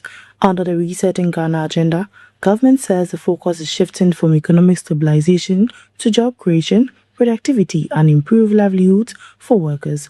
Addressing the gathering, President Mahama paid tribute to Ghanaian workers, describing them as the backbone of national development. To the workers of Ghana, you are the heart of this nation. You are the hands that build our schools. You are the minds that heal our sick and the souls that sustain our democracy. And so on this auspicious day, I salute you, I thank you, and I assure you that Ghana will rise and we will all rise together with Ghana. He noted that government is shifting from stabilizing the economy to expanding it, with a focus on jobs and better livelihoods. The president also outlined ongoing labor reforms aimed at ensuring fair wages and stronger protections for workers. To the TUC and all sister unions, you are our partners on this journey of reset. I thank you for the industrial harmony we have enjoyed so far. I know the sacrifices you've made, and I know that the road to recovery has been steep. But I wish to promise the Ghanaian worker that as the economy grows, you will be the first to benefit. We're not interested in growth that stays at the top. Growth must filter down to the pockets of the Ghanaian worker. That includes the teacher in the classroom and the technician at Akosombo. He added that a new labor bill is near completion to address modern work trends while guaranteeing pensions and fair contracts. The celebration ended with renewed calls for collaboration to ensure economic growth translates into real benefits for Ghanaian workers. Reported from Koforidua in the Eastern Region for WoezorTV, Belinda Anankwanta.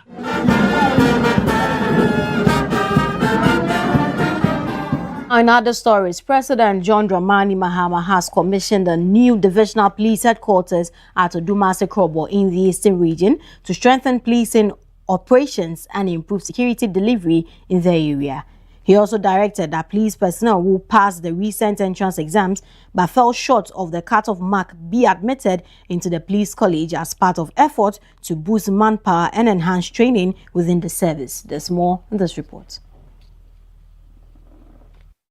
Law enforcement and bringing policing closer to the people. This is the focus of government as a new divisional police headquarters is commissioned in Kroboland. The facility, located at Odumase Krobo in Lassie, forms part of President John Dramani Mahama's Resetting Ghana tour aimed at improving security infrastructure and enhancing public safety across the country. Speaking at the ceremony, the president underscored the critical role of security in national development. Security remains the bedrock upon which national development can be built.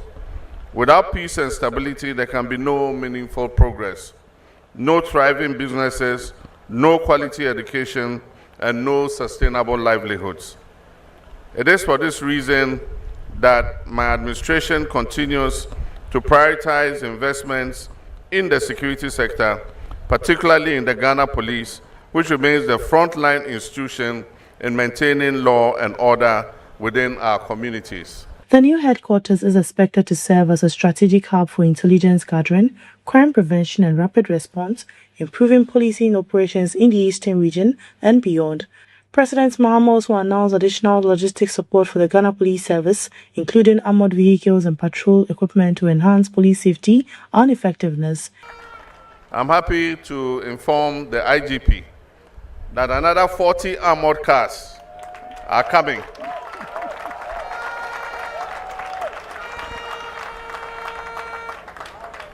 when you send our officers to protect you and fight violent people, you have to provide them with the instruments and the tools to be able to do so.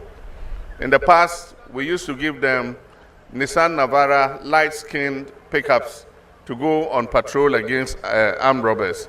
And we lost many men and women in the line of duty. We don't want that to happen again. They must be able to go and work for us and go back safely to their families. He further called on officers to uphold professionalism, discipline, and integrity while urging the community to support policing effort through active collaboration. The commissioning of the facility is expected to strengthen security presence in the area and contribute to safer communities and improve development outcomes. Reporting from Kobo Dumase in the Eastern Region for WoezorTV, Belinda Anankwansa.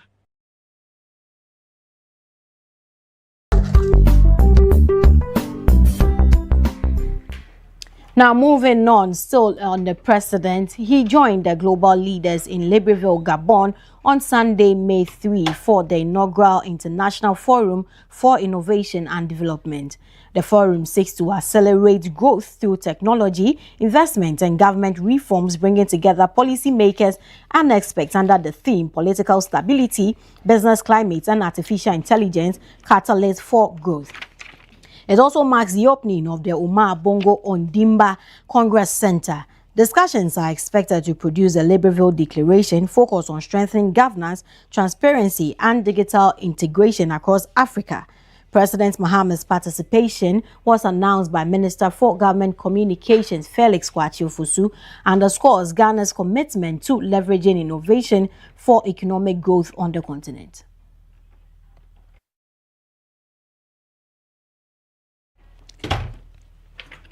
And now, away from the president, Vice President Professor Nana Jane Opoku-Agyeman celebrated the 2026 Aboakye Festival in Efutu, marking the 30th anniversary of Omar Odefe Neni Gate's seventh reign, I beg your pardon. In her address, she highlighted government's investment in infrastructure, roads, and cultural initiatives aimed at making Efutu a tourism hub, boosting local economies, and creating jobs.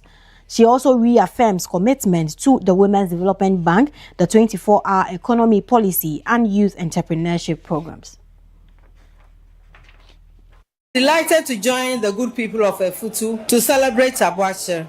I bring you warm greetings from His Excellency John Dramani Mahama, the President of the Republic. This festival showcases the cultural heritage of Efutu. The Aboakye Festival remains one of the most iconic festivals in our country. Its symbolism and vibrancy remind us to rediscover, preserve, and promote our identity as Ghanaians and as Africans. The government recognizes the potential in destinations like Winneba and is committed to revamping infrastructure across the country. We are investing in improving access roads, upgrading hospitality facilities, and supporting cultural enterprises so that festivals can attract more visitors, both domestic and international. This will not only boost local business enterprises, but also create sustainable jobs. We said we would establish a Women's Development Bank, and I'm pleased to inform you that significant progress has been made. The bank will provide accessible, affordable financial support to fishmongers, market women, traders, and small-scale entrepreneurs, for example. And it will be mainly for the women of this country who are often left on the sidelines of formal financial systems.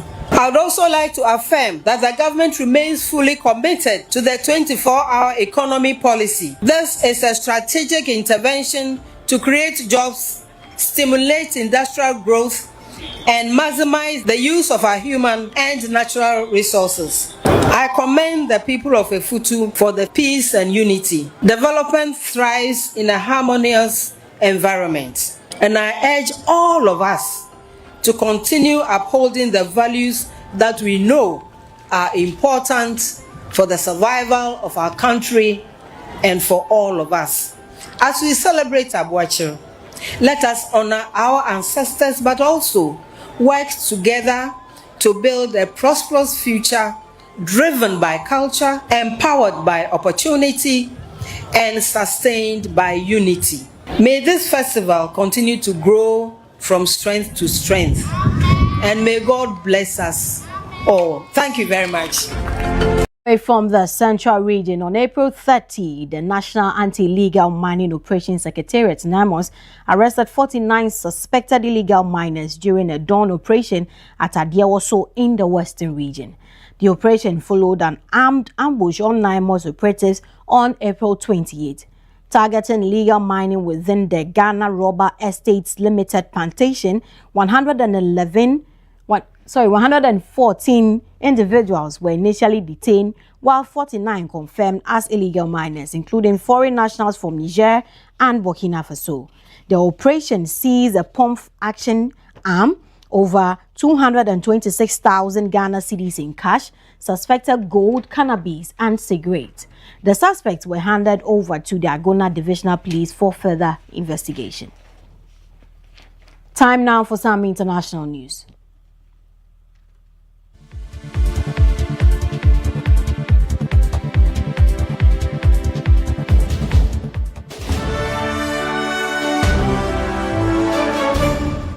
Now, 3 people have died after a suspected hantavirus outbreak on a cruise ship en route from Argentina to Cape Verde. According to the World Health Organization, 1 case has been confirmed with 5 more under investigation. A 70-year-old male passenger became ill on the cruise and died on arrival at St. Helena Island, a South African health official says, adding that the man's remains are now awaiting repatriation to the Netherlands.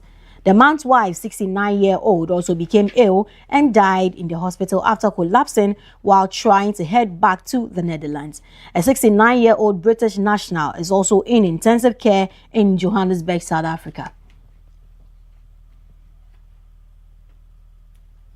Now this brings us to the end of the WoezorTV report. Many thanks for staying with us. I am Karen Nauyukoti.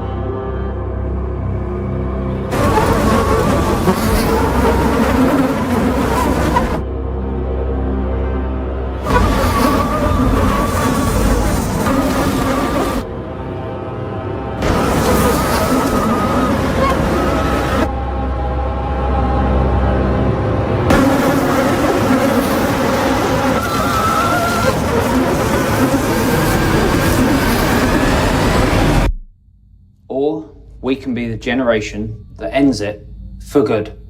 Malaria must die, so millions can live.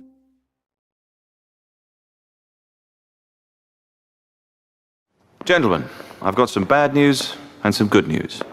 Okay, the bad news is that your chances of getting prostate cancer are now just 7 to 1. In fact, prostate cancer is killing 1 man every single hour of the day in this country. Imagine that, 1 every hour of the day. But the good news is, we're forming a team to stop that clock. Men United. It's time men united together to fight prostate cancer, the way women have united against breast cancer. We need to get together and find a cure, as well as better ways to care for the 250,000 prostate cancer sufferers out there. Please, get on side and join us in the fight. Men United versus prostate cancer. We can win this.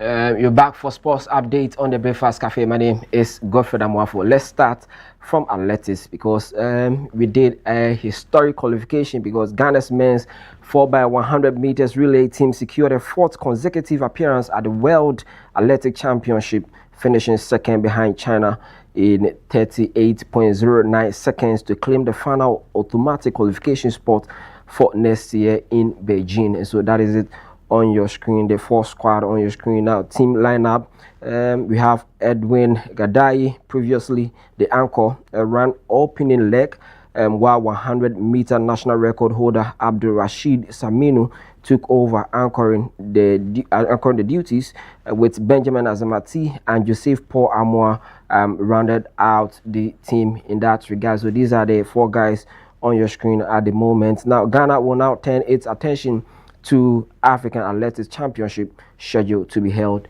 in Accra this month, of course, and so we expect that they come back home to give us the medals that we need, the gold medals. These are athletes with much experience when it comes to the game in that regard. So congratulations to, I know there are a lot of issues surrounding the travel and all those things. The ministry has come out to also, I've issued a statement to that regard about the complaints that they made in the regards to their travels from Ghana to participate in the competition.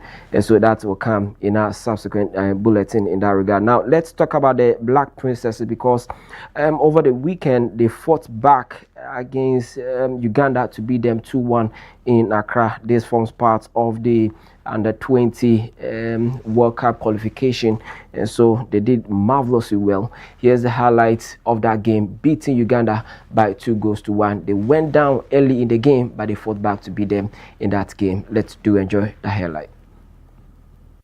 What to do, yes. Dynamwaku, waste the batter, but Natoro just too strong for the opponent there. Big chance here, Nabukenya! And Uganda gets to hammer in the first goal here in Accra. It's just something in a bit of quality into her attacking machinery this afternoon. That's a lovely play! And Ghana equalizes!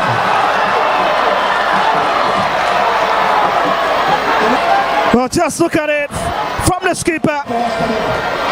Lovely delivery and lovely header to beat Natria to it there. Yes, Ghana on the right foot there. Jessica, Peter Maka to it. Jessica, big chance! And Ghana got the 2!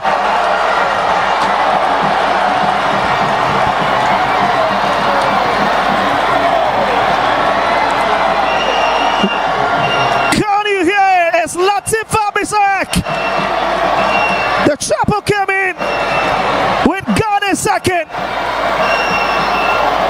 And I've told you already, that chop in the 10 Jessica Pierre has been Uganda's nightmare since coming in the second half.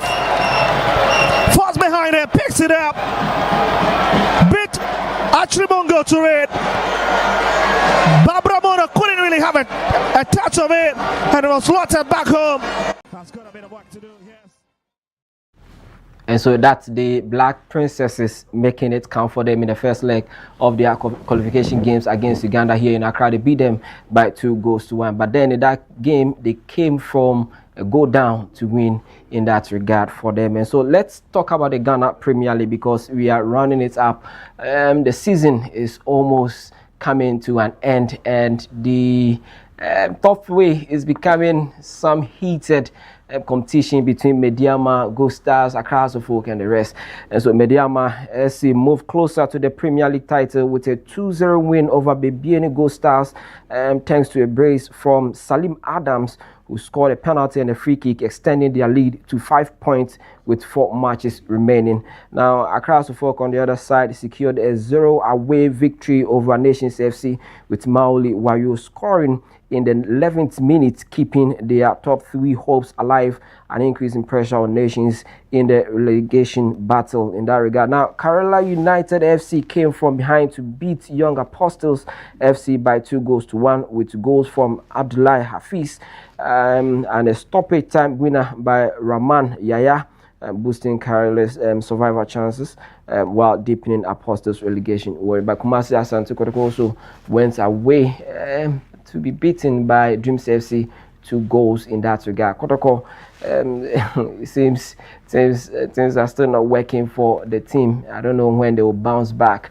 But then this will happen in the Ghana Premier League in that regard. Now, let's talk about the 2027 AFCON, because CAF has released the dates for the qualification matches in that. So AFCON Pajuma 2027, that is the name being given, Pajuma 2027. So CAF confirmed the tournament will run from 19 June to 17 July 2027, with Kenya, Tanzania, and Uganda co-hosting the host countries for the opening matches, and final will be announced later. Now, historic triple hosting. This is the first time you're having 3 countries hosting the tournament. This will be the first AFCON hosted by 3 countries, reaching over 400 million people in East Africa and marking a major milestone for African football. The draw for the qualification will take place on 19th of May 2026, with 48 teams, including the 3 co-hosts, competing for spots in the final tournament. Now, the qualifier will be played across 3 FIFA international windows. So match days 1 and 2 will be from 21st September to 6th October 2026.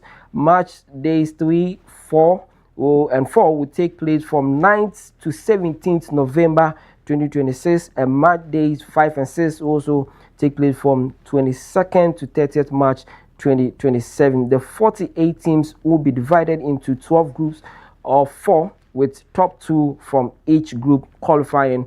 Now, return to East Africa, of course. So AFCON is returning to East Africa region for the first time since Ethiopia hosted in 1976, building on the commercial and global successes of recent edition in Morocco 2025 and Cote d'Ivoire in 2023.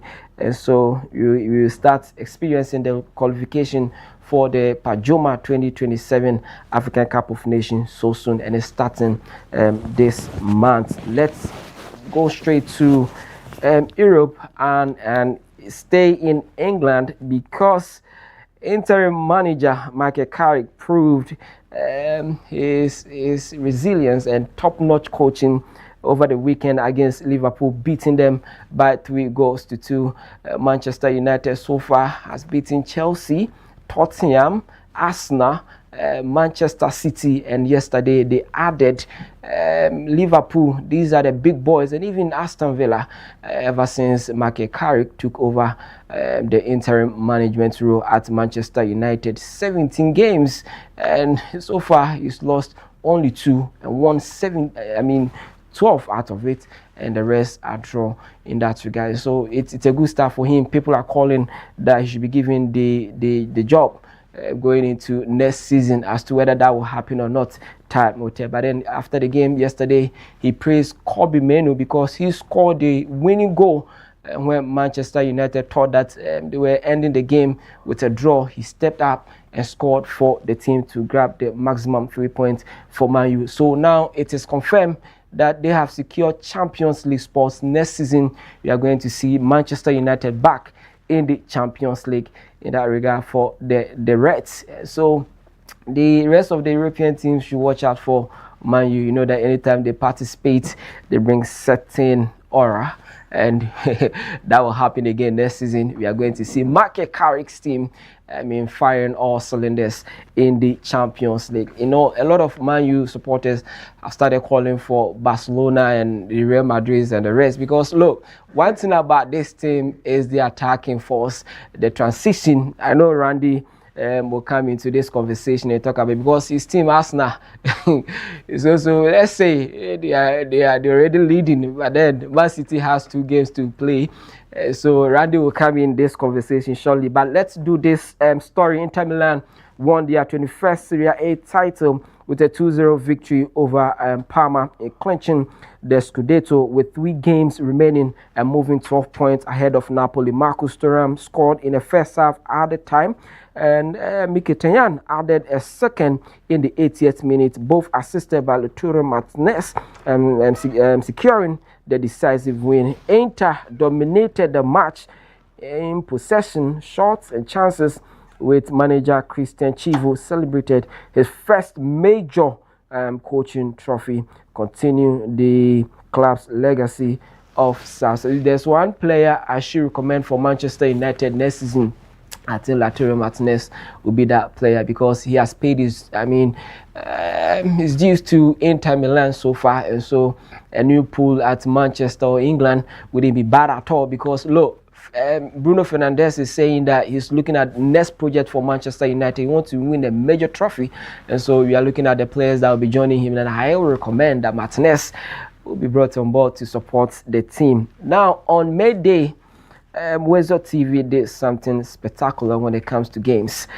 So we also held our edition of the May Day celebration, but of course we did that in games. We had the Owari, the Ludo, the cards, the video games. Some lost, some won, others are agitating, others are accusing others for castrating their losses and all this. So this morning, let's talk about these games. In fact, on your screen, you can see Sammy, there are other faces that you've never seen before. They are behind scenes, making sure that the, Breakfast Cafe takes shape in that regard. So this is the team enjoying the May Day celebration on your show. So that is our makeup artist, the ladies side, Ludu in there. But then the team is here. We'll be discussing how they view the entire games and the plan behind it, the successes, those that lost, how they are consoling them in that regard. Let me turn to Randy Haji to give us more about these games, how it came up, the rationale behind it, and how it ended. Randy. All right, so Godfrey, thank you. First of all, let me applaud the news team, and the news team consists or is made up of the OAPs, the on-air personalities, and of course, so I would say that indeed they did a yeoman's job on Friday. Fact is that many people, before the games itself, thought that we only come here and sit and talk. They think we can only talk. We don't know how to hold the pad. They don't know how we throw the cards. Don't know how we throw the dice and whatever. But on Friday, we showed the other department that we are a different caliber, we are a different breed.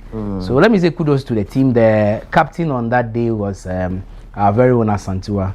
She had the armband for the news team, and no surprises at all. We swept all the awards. Yes, we swept all the awards, all the competitions, the Ludo, the cards, the PS. Yes, the PS, I would say, I had running stomach on that day, so I had to just leave that side for Bosqueku and then Kevin and Selassie to continue. But I want to believe that administration, which Bosqueku belongs to, won in that regard. It's fine. But the rest of the games, lie. We dealt with them, but I think it was just fun. It was the maiden edition of the Workers' Day hangout for us at WoezorTV. Kudos to the management team for believing in us and giving us that opportunity to have that event. Hopefully the subsequent ones will be bigger and better, so kudos to the team as well, and kudos to the team that won all the awards. In fact, the news team, and credit must go to the leader, the head of the news team. Who is the head? Who is the head of the Hey, you. Are you the one? Are you the one asking me that question? Who is the head of the news team? Me, I know. So tell us. Are you the one asking me that question? Our viewers want to know. Our viewers want to know who the head of the news team is. You can put them in one corner. Who is the head? Tell the viewers who the head of the news They team know. They will know. But for me, that's it. I mean, it was fun. It was nice having everybody come on board on that particular day. Unfortunately, a few people missed out. Steven, Jonas, and a few others had to. Yeah, myself. And yourself. Yes, exactly. Yourself, you missed out. So we actually missed an integral member of the team on that day. You. Yeah. And I believe that if you had stayed, you would have done better. With the video PS, game, yeah. Yes, you would have dealt with them for me, but unfortunately, the same person who says he doesn't play football with his hands. that's Jonas. No, he says he plays football with his legs, not his hands. Oh yeah, but I mean, on when it comes to the video games, that's exactly what I be master. This one will give him the cards. Yeah, or worry. Yeah, but the cards, I think Sami dealt with because of where he comes from. He will be good with those ones. It was Jonas who told us that the grandma saw his smoothness level eventually. Yes. Go back to the scoreboard. And somebody defeated Sami 25-4. Yeah, what's the name of the guy? 20? After I stood up, I handed over to him. Yeah, Dixon? No, not Dixon. I handed hey, Sami was lashed 25-4. I felt so embarrassed that day. It was a good day though. Anyway, let's talk to the ladies as well. Karim, maybe if you have anything to add.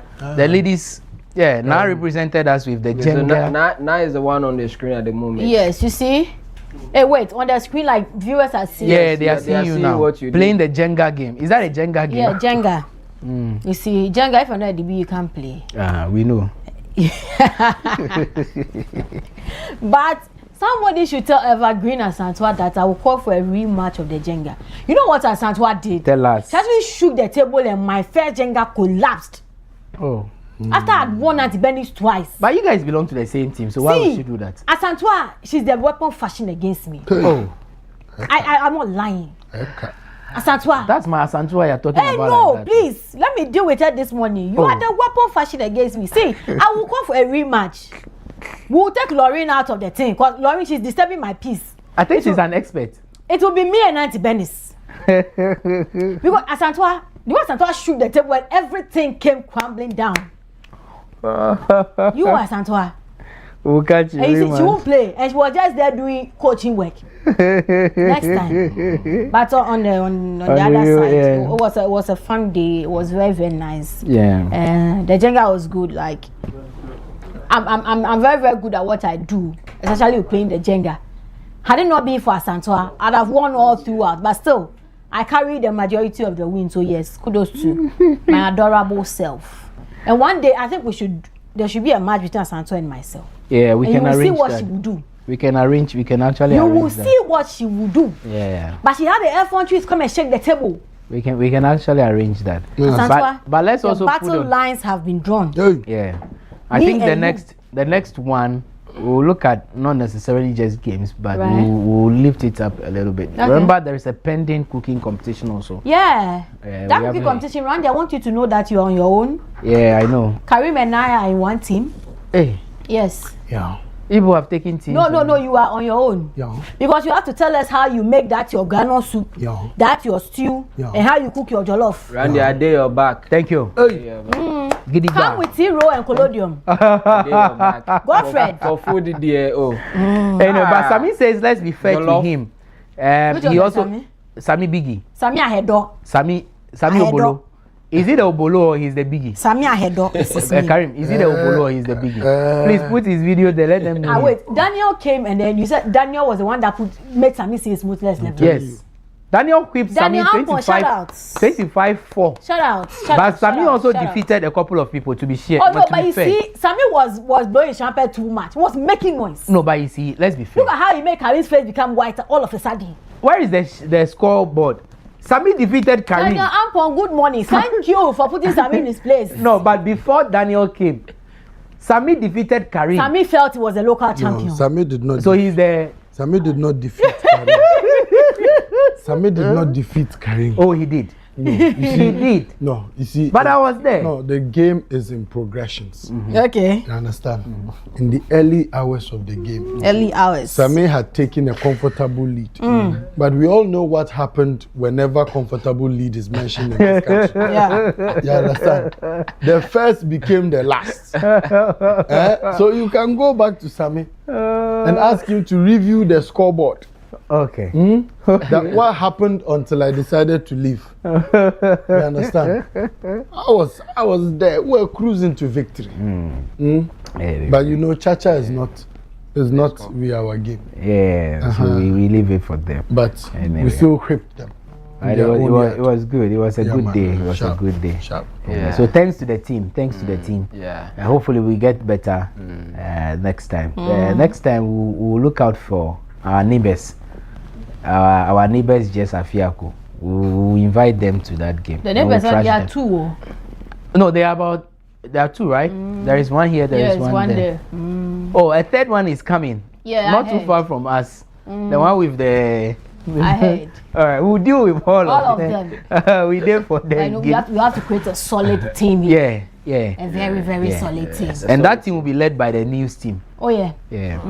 Please let's take us out. I will avail myself as the head coach of the news team. Yeah. Okay. As the entire team. Of the entire team. Yeah, I'm like. Well, we have a coach anyway. We sacked the very first one. He took us to a game and he decided to run away from his players.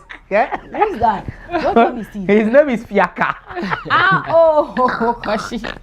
Anyway, Godfrey, thank you. All right, so that is it for sports updates. My name is Godfrey Amwafo.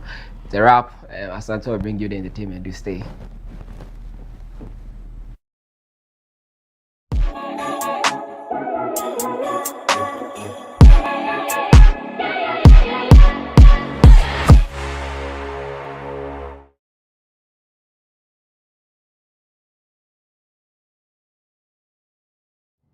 Embarrassed. Too embarrassed to speak to a loved one. Too embarrassed to speak to your doctor. Too embarrassed. When in our lifetime, 1 in 4 black men will be diagnosed with prostate cancer. 1 in 12 black men will die from prostate cancer. Let me repeat that. 1 in 4 black men will be diagnosed with prostate cancer. 1 in 12 black men will die from prostate cancer disease. 1 in 12.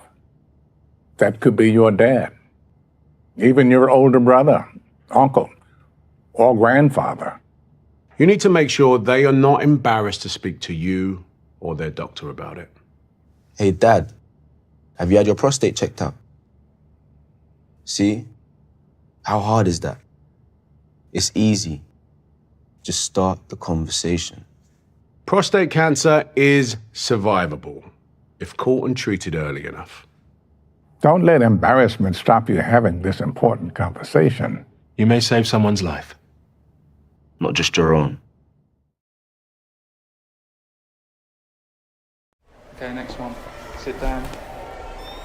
Look to camera. This is what it looks like to be exceptional, to stand out from the crowd, to make history. But what if women didn't have to be exceptional?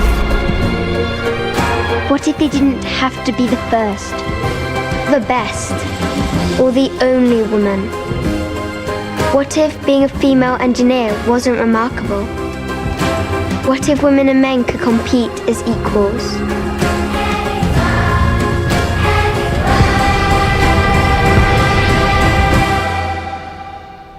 I don't want to make history.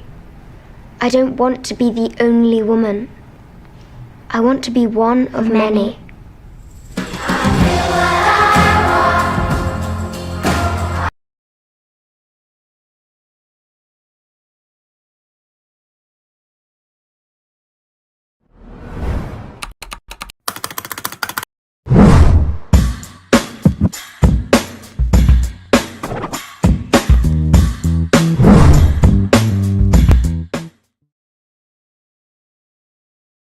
Good morning, happy new week. This is the entertainment update here on the WoezorTV Breakfast Cafe. My name is Evergreen Asanto. Over the weekend, a lot happened, and you know that Mondays are days that we need to catch up on what happened over the weekend, things you missed, things you experienced if you had that chance to, and a lot more. So this morning we are talking about UPSA being filled to capacity, which is that Jamestown boy. Let's also not forget that the No Man of God book launch and concert also happened at that same auditorium, which also has gained a lot of widespread attention and a lot of accolades due to how the event went. And Ashake has also launched or released a new album which he threw a party for. So this and more coming your way shortly, but let's start off with our very own Ghanaian stories. And as I was saying, the UPS Auditorium in Accra hosted the No Man of God launch and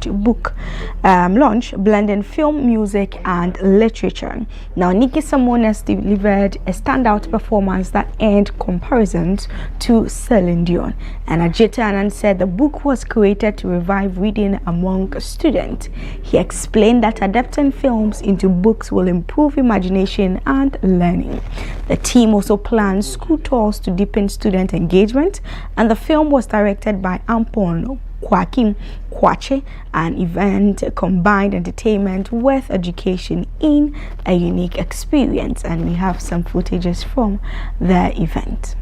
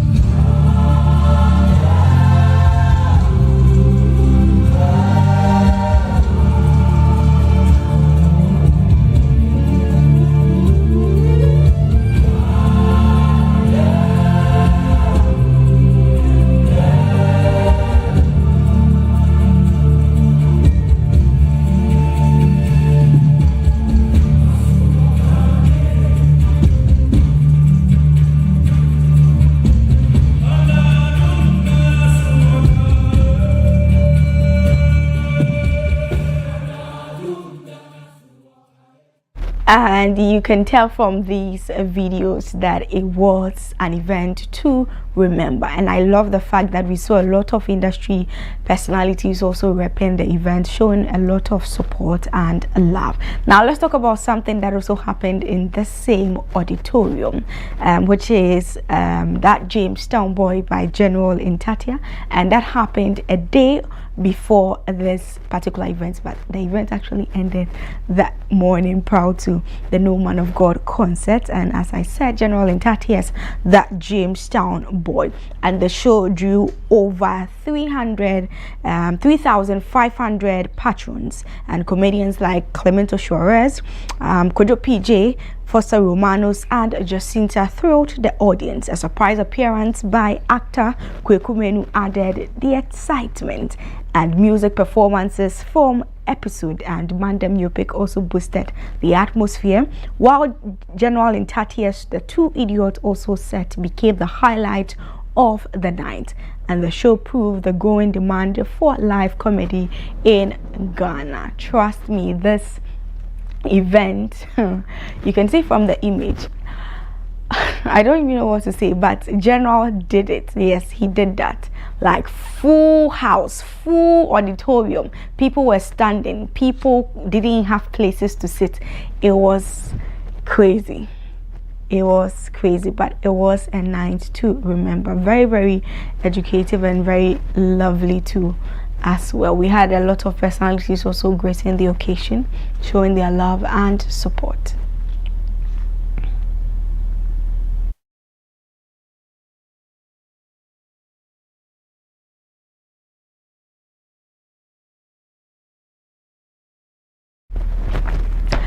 But it was a very nice event. Like, if you weren't in that auditorium, then I am so sorry for your loss. Because I had so much fun, and a lot of people had a lot of fun. It was so hilarious, like punchlines, crazy ones. And I loved General's entry, like the ghost thing. Like, is it like I just want to have a conversation with a ghost at this point in my life, because what is with this repeating words that General was doing, even throughout the content that they created to proud to the event, and even in the auditorium he was still doing that. It was just fun and crazy at the same time, but I enjoyed myself, and I know that if you were in that room, you also had a lot of fun and enjoyed yourself. So make sure that his next event you are attending, and trust me, these days the comedians in Ghana are upping their game. In fact, they have upped their games, and every event gives you a lot of good memories and good laughs, as a matter of fact. So buy a ticket for you and your family, and then you can come back and thank me later. Now let's move away from that and let's talk about Ashake. And he also hosted a private album event in Lagos and the listening session for Money, which took place at the private jet hangar, and top artists like Black Bones and BNXN attended. The venue was transformed into a themed space reflecting wealth and creativity. Guests enjoyed activities including live music and luxury experience. They also got an exclusive first listen to the 13-track album, and the project explores themes of growth, gratitude, and success. Like, this guy is also another guy that sometimes I can't even understand Ashake. I don't know. Today he's in a short cut, today he's doing dreadlocks, tomorrow he's bald. Like, it's just a whole lot of exploring new things. This guy just does what he wants, and he doesn't really care, right?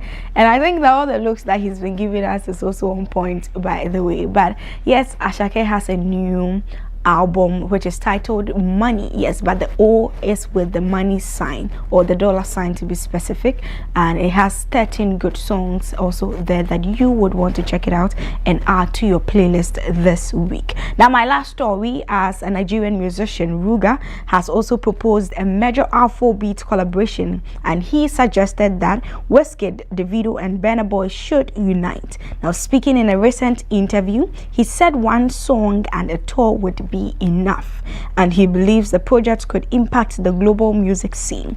Ruga added that he and BNX would co-write it, and his comments have sparked excitement among fans online, and the idea highlights the power of unity in Afrobeat. And I absolutely agree and would love to see a collaboration with these amazing artists. Yeah, go on. I feel like maybe Davido, Wizkid and Burna Boy should do just one song and go on tour together. They don't have to do like a project. One song and a tour together, world tour. Do you know how amazing that would be? 100%. It's going to be the greatest thing ever. It will be I feel like this is our conflict resolution. You see what I said? The conflict resolution king is telling us to conflict resolve this thing. Burna Boy, Wizkid, Davido. I feel like the fact that Burna and Davido don't have anything together when magic could be created. They have one song together, but old, back in the day. How back in the day? Like, oh baby girl, we're meant to be making history. Oh my God. Are you sure that's Bend your knees and touch your toes, baby man, for me, shave me tendo. That's Burna. Burna Boy and Davido. Is that with David? Yeah. Huh? I don't remember that being with Davido. Yeah. But that was like Burna Boy. That was before. That was back in the day. I'm not sure. I think someone featured them. I'm not sure, but like both of them were on a song together. I would love to see everybody resolve. I'd love to see everyone do a Ruga culture. Ruga Benson. You know. Sorry, my bro. So this is how it's going to go. Like, we're going to do it like this. Okay. Burna, Wiz, and Davido doing a song together. Then me and Bensi will be like co-writers. Not even a project. Yeah. Go on. I feel like. So you had it from Ruga, yes, the Ruga that we all love. And like I stated earlier, I would love to see this collaboration. It would be so beautiful, like 3 amazing giants in the music industry coming together. Whoa, we can only imagine, right? But hopefully we can live our imaginations, because it always happens. Sometimes it does. So we are looking forward to that. So Bernard, Davido, and Wizkid, we are looking forward to this amazing collaboration, and hopefully even a tour that we would all enjoy. That will be it, the end of today's entertainment update here on the WoezorTV Breakfast Cafe on Wednesday at 2 p.m. tuned on Capsule Way. And I am hosting a legend this Wednesday, and I hope you can join me on Wednesday at 2 p.m. Thank you for watching. Enjoy the rest of our programs.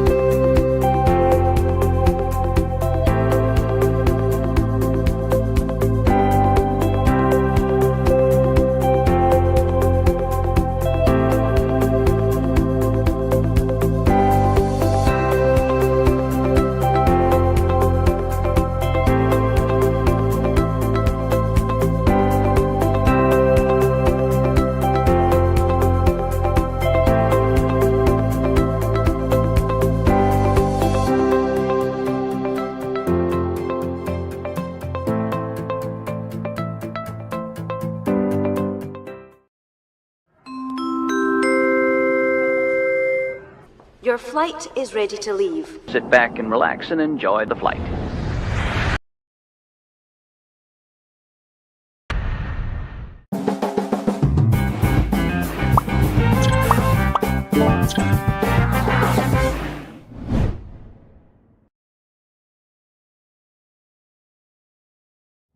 Embarrassed.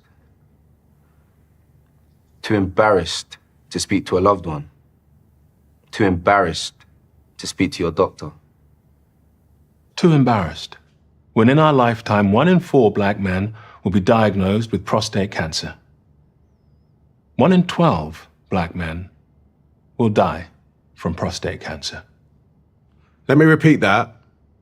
1 in 4 black men will be diagnosed with prostate cancer.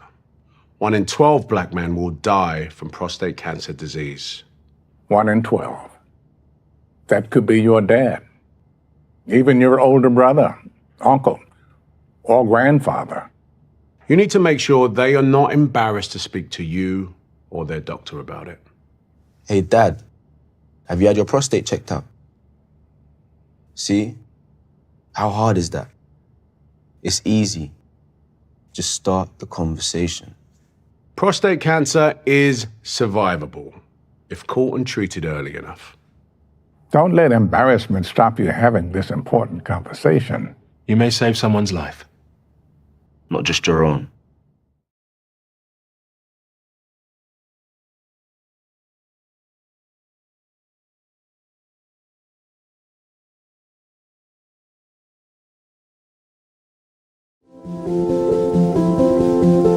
If you're watching this with your friends, you'll probably make a joke. Because you know what you feel on the inside isn't what you want people to know. If you have to pretend to be happy, find someone you trust and tell them. If you get mad at things and you don't know why, or have thoughts about hurting yourself, find someone you trust and tell them. You are never alone when you share. Seriously, people care about you. It's okay to not understand what you're feeling. And it's easy to think that you're all alone. But you don't have to be. You're never alone when you share. Don't be ashamed to tell someone you trust what you're feeling. You're not alone. You are not alone. Find someone you trust and tell them. Tell a parent. Tell a teacher. Tell a brother or sister. Or just tell a friend. You haven't done anything wrong. Talk to someone. Talk to someone. It's how things get better.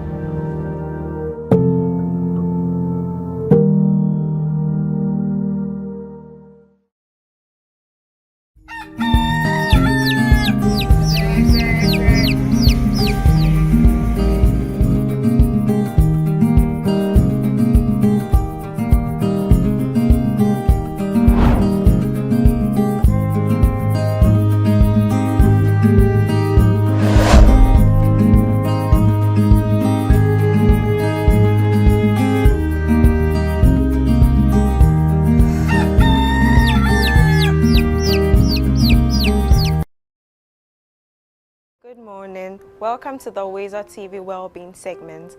I'm Dr. Alexandra Boajeje, and today we'll be talking about chronic kidney disease. So the kidneys are two bean-shaped organs in our bodies, and they are the natural filters of our bodies. So the kidneys, they remove excess waste. They also remove excessive water from our bodies.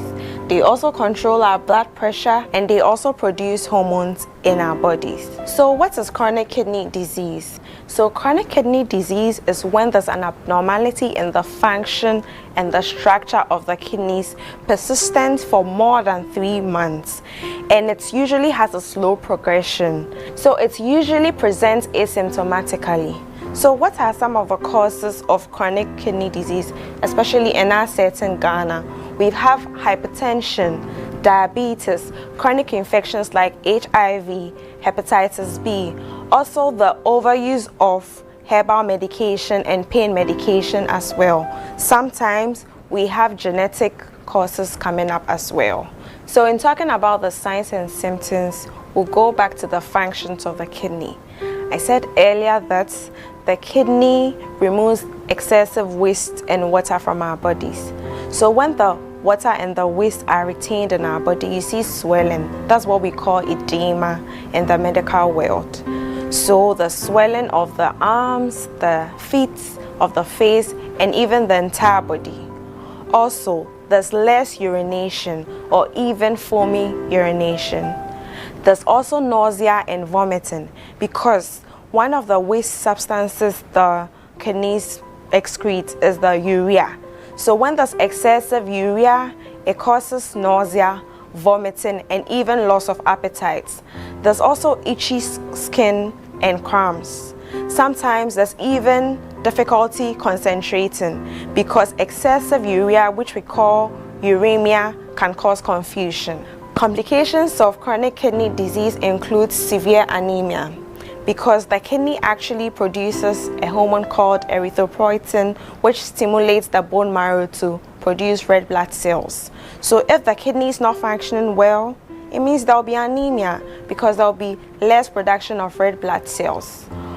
Also, chronic kidney disease can actually cause hypertension.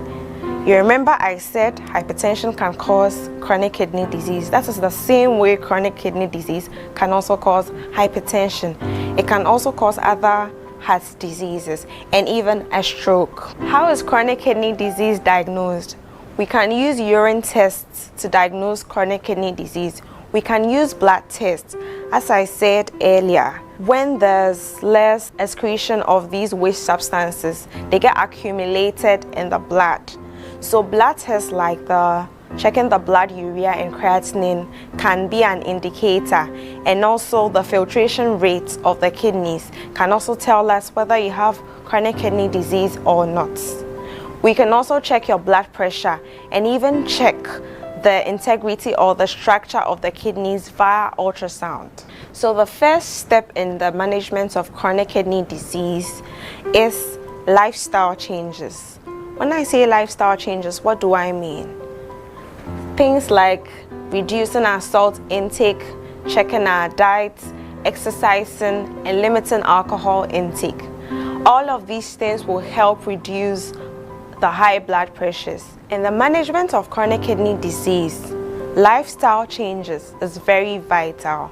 Lifestyle changes including reducing or limiting alcohol use, smoking, reducing salt intake can actually slow the progression of chronic kidney disease. Also, avoiding the use of unprescribed medication and limiting the use of herbal medication can also reduce the effect or impact of chronic kidney disease. In end-stage kidney disease, which people in Ghana usually present to the hospital with, dialysis and kidney transplants are main streams of management. Prevention is very key in chronic kidney disease. What would you do then to avoid being in this situation? You'd have to go for regular checkups if you're hypertensive or diabetic. You'd have to adapt healthy lifestyle changes. You eat healthily, you avoid smoking, you limit your alcohol intake, you stop taking unprescribed medication, and you also exercise regularly. Chronic kidney disease is a silent killer. Early detection saves lives. Protect your kidneys, they take care of you. Thank you.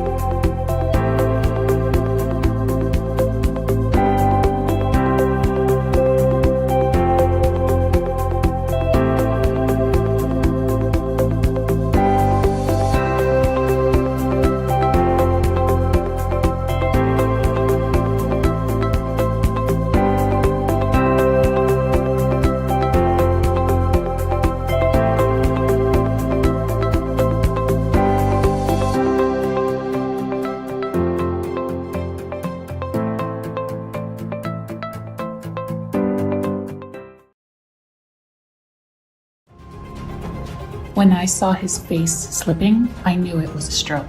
I called an ambulance immediately to save the life we've built together. The way her arm was hanging down wasn't right. I insisted to go straight to the hospital to save our mother and the family. The way he was talking when the ambulance arrived alerted us. I rang ahead so the hospital staff were ready to save precious time in the future.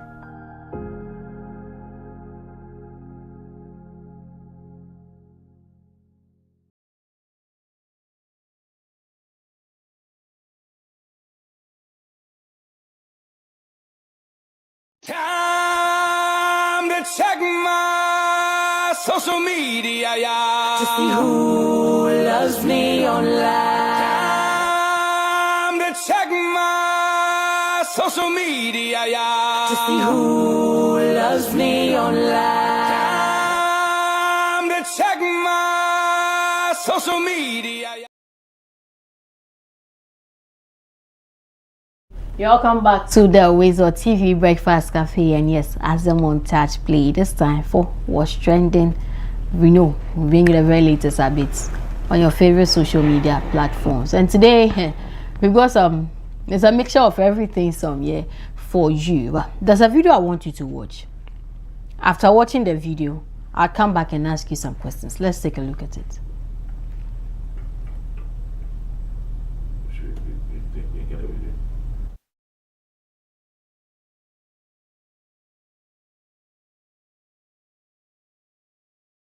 Now that they bring them, like the video from a who. What's happening to the video? We have the video. And a busuan so echirika. Na asem se bi nto da unhun bi da na wonti bi da video twan na hwe. Owi a woso ma wonua bi nya bi hwe. Na memfa nkopie mu wa Eastern Region. Eye kwawu enkwetia a eno kwo East constituency. Eho ana asam kasiye bi esi ewo kwawu enkwetia government hospital nyane se abranje ya wohunu wo video mi yonte otempai so ye frɛ no Mr. Ketekra na Mr. Ketekra efihwehwe eho na papa ite na for the past by 2 to 3 weeks ni papa ajare yare modin ababeda enkwetia government hospital na ya frɛ busuafo afrafra busuafo abo frɛ wo ya yo saa mate minimo ke mate beba saa 3 weeks afi hospital no hwe ade ni eya yenyan because papa ndro benom dwane obedi na aba the hospital so nti nurse fo bi e won nchen na o ma hwa support na ebisi sa abre nti won ya adwen se ndie na woni Mr. Kitekra mfa adwen na won fra ebusuan kan chom se Kitekra efim mche se Kitekra ewu se na be ebusuan be ba na Africa e ho bi o ma hwa ebe betua na Kitekra nso te ase e de omu fi address na ma nurse ba ko na hospital no suma no ko hwehwe ko ba amanne na ne yesi ye ko ba amanne no en ye wu Kitekra de agya hwanyo adechi ya na busuafo aka to hear papa video mi aka busuafo na ba no bi ono die ni ma omo baaye betutu akai na ende aka no ye bowe no motua omutua na awie na busuaka so you ende say ye wi ampamcho ende emunu no wo hene mfa nkwa na hospital say na momre ebusuafo ko bi epunu ma ebusuafo so wonfo mu nkwa Mr. Kitekra ena ote empai so eno moti and the bush for ne bruta ode bruta say bi kura say he ye nja no mombo nurse for na ni because a cow. Hey, one day shall never end. Ghana. When they say ebusuado funu in some places and in some families, you just have to believe it. It gets why they coined that phrase, ebusuado funu. 3 weeks. Ladies and gentlemen, 3 weeks. Kitekra has been in that hospital bed.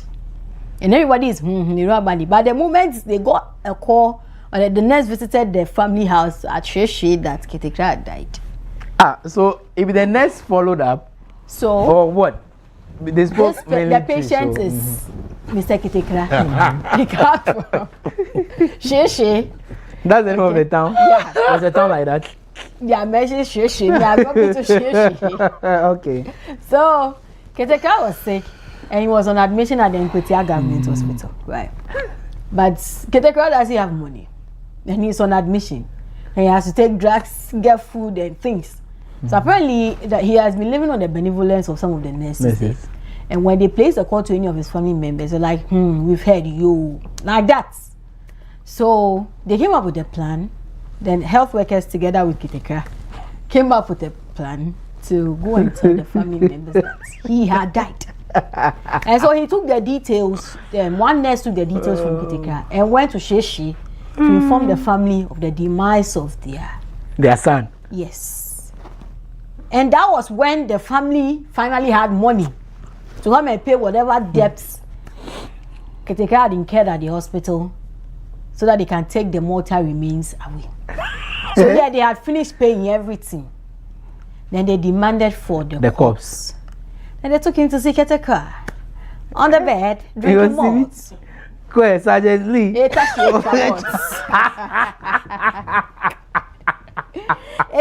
a what? Hey. You see? And you could clearly see from the video that the family guy, the man from the family, was pissed. But no, tell me, would you rather want to save a family member or you would want to invest in the ground? Like invest in him going, even if you're on. Okay. Stonebwoy sang a song. When family forget you, stranger go sort you. Or how they sing them? You know me so? Which one be that? Oh, you know hear this song before? Oh, maybe you know the singer. Oh, then me I know the singer well. Maybe you know the singer. Oh, okay, then fine. But basically the line is when family forget you, strangers if a stranger will sort you.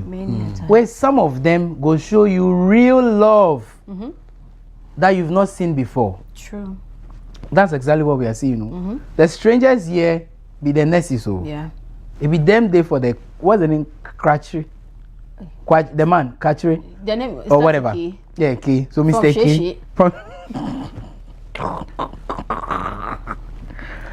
Someone to ask a question. Ebusuado funu. Honestly, family love funeral. They love corpse. Honey, it's crazy. This one they will go and buy funeral cloth. Oh. No be smoke. And they will fight on top. No be small committee they can't set up. Because the committee chairman will say, I want it this way, I want it that way. 192 said that no, it will be that way. And we can't bury our brother like that. Can you imagine? We need to do the funeral. Jesus. And they will cash out. It is a cashing out bit too. When I saw the post, the first comment I made when I shared was that God bless the nurses. Yeah. You see, There's one thing about this video that a lot of people probably haven't realized and talked about, and that is the fact that the nurses played a very instrumental role. Oh, yeah. At least they were taking care of him. They were feeding him, making sure that he was okay. I think that from time to time, when some of these positive things come out about nurses, we must commend them and recognize the role that they played.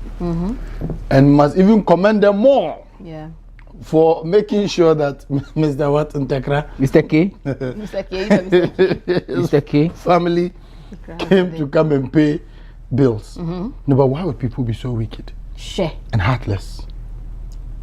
So just a nipa, you see, nipa ne no one cares. You don't care. But now that he's dead, you want to come for funeral. Hey, celebrate people when they are alive. Very true. And help people when they are alive.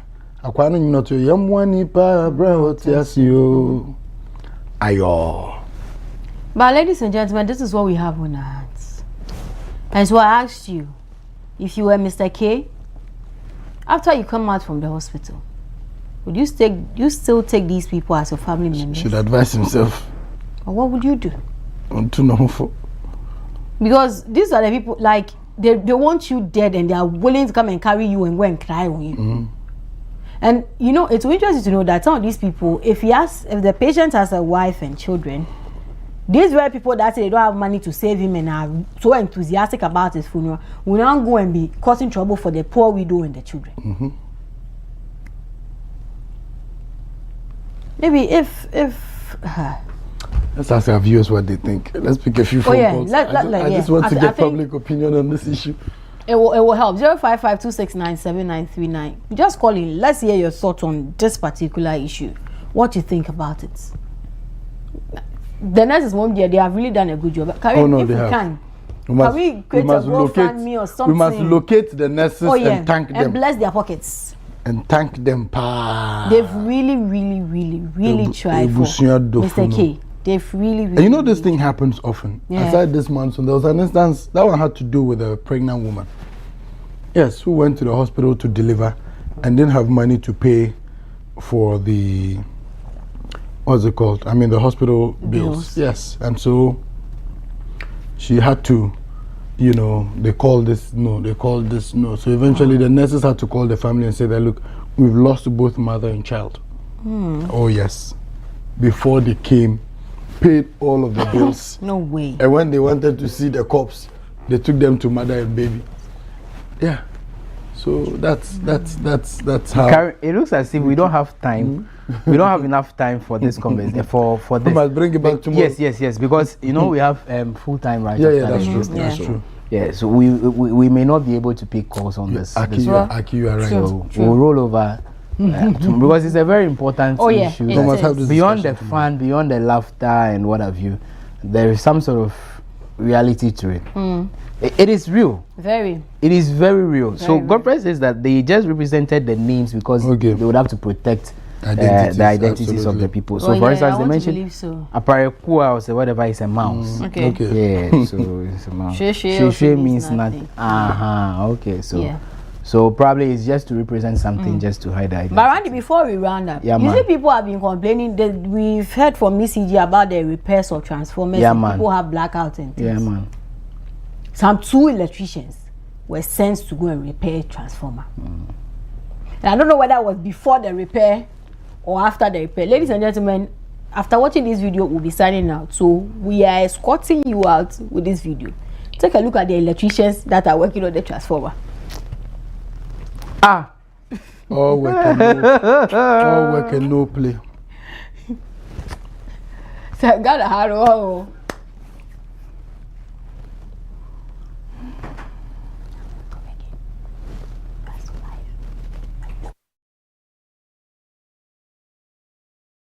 What? So once your light is off, and you also counting time to pray that it will come. All work and no play. The people who are Charlie allow them. But if they pay them, see where them go play like that. They are working, oh. Maybe they wait something. There's something no come. They are working. All work and no play. Charlie, mom and Joe. Is it no? The country called Ghana. Mom and Joe money, but But before we go, let me just, I want to today give special shout outs to the PR for the Ministry of Energy and Green Transition. Yeah. Charlie, Roxanne. Take your flowers. Take your flowers. Take your flowers. That's why we need many people like Roxanne in public service. Yeah, because you know he has a listening ear. Yeah. He's empathetic. He has the ECGPR. No, for the Ministry of Energy PR. Solid guy, and you know his updates. Look, they will feel off your lights, make you vex, eh? If you go see Roxanne in tweets, then you calm down. Yeah. And it's how he will talk to you when you call him. Yeah, exactly. You know, over the weekend there was some power outage at my place on Saturday morning around 10 a.m. And Charlie, the light didn't come on until later in the evening. So I was like, Charlie, oh, you there? This one, they let me. Because I didn't want to bother him. So I was like, let me call Roxanne. So I said, bro, Charlie, when I light awful. I said, oh, Charlie, it be some pole, be high tension before the air inside with Charlie. It fall something. So then he sent me a picture. I was like, me, I didn't know. But then he explained that, did they work on it? Oh, Charlie, me and Nan talk finish. You know, reach 5 minutes. The lights came and the light came back on. He won't tell you to go and draw your own. No. Yeah. So today I just want to, Charlie, send you salute. Lawyer Richard Roxanne. And I appreciate you for the work you're doing. Yeah, well done. They killed the Jandam too, Papa. Yeah. Oh, yes. Charlie, kudos. God bless you. Take your flowers, sir. Yeah. Randy, take us home. Okay. On that note, very big thanks to you for watching. Thanks to the crew for helping put this one together. Please stay with us right after the WoezorTV Breakfast Cafe. Full time comes your way.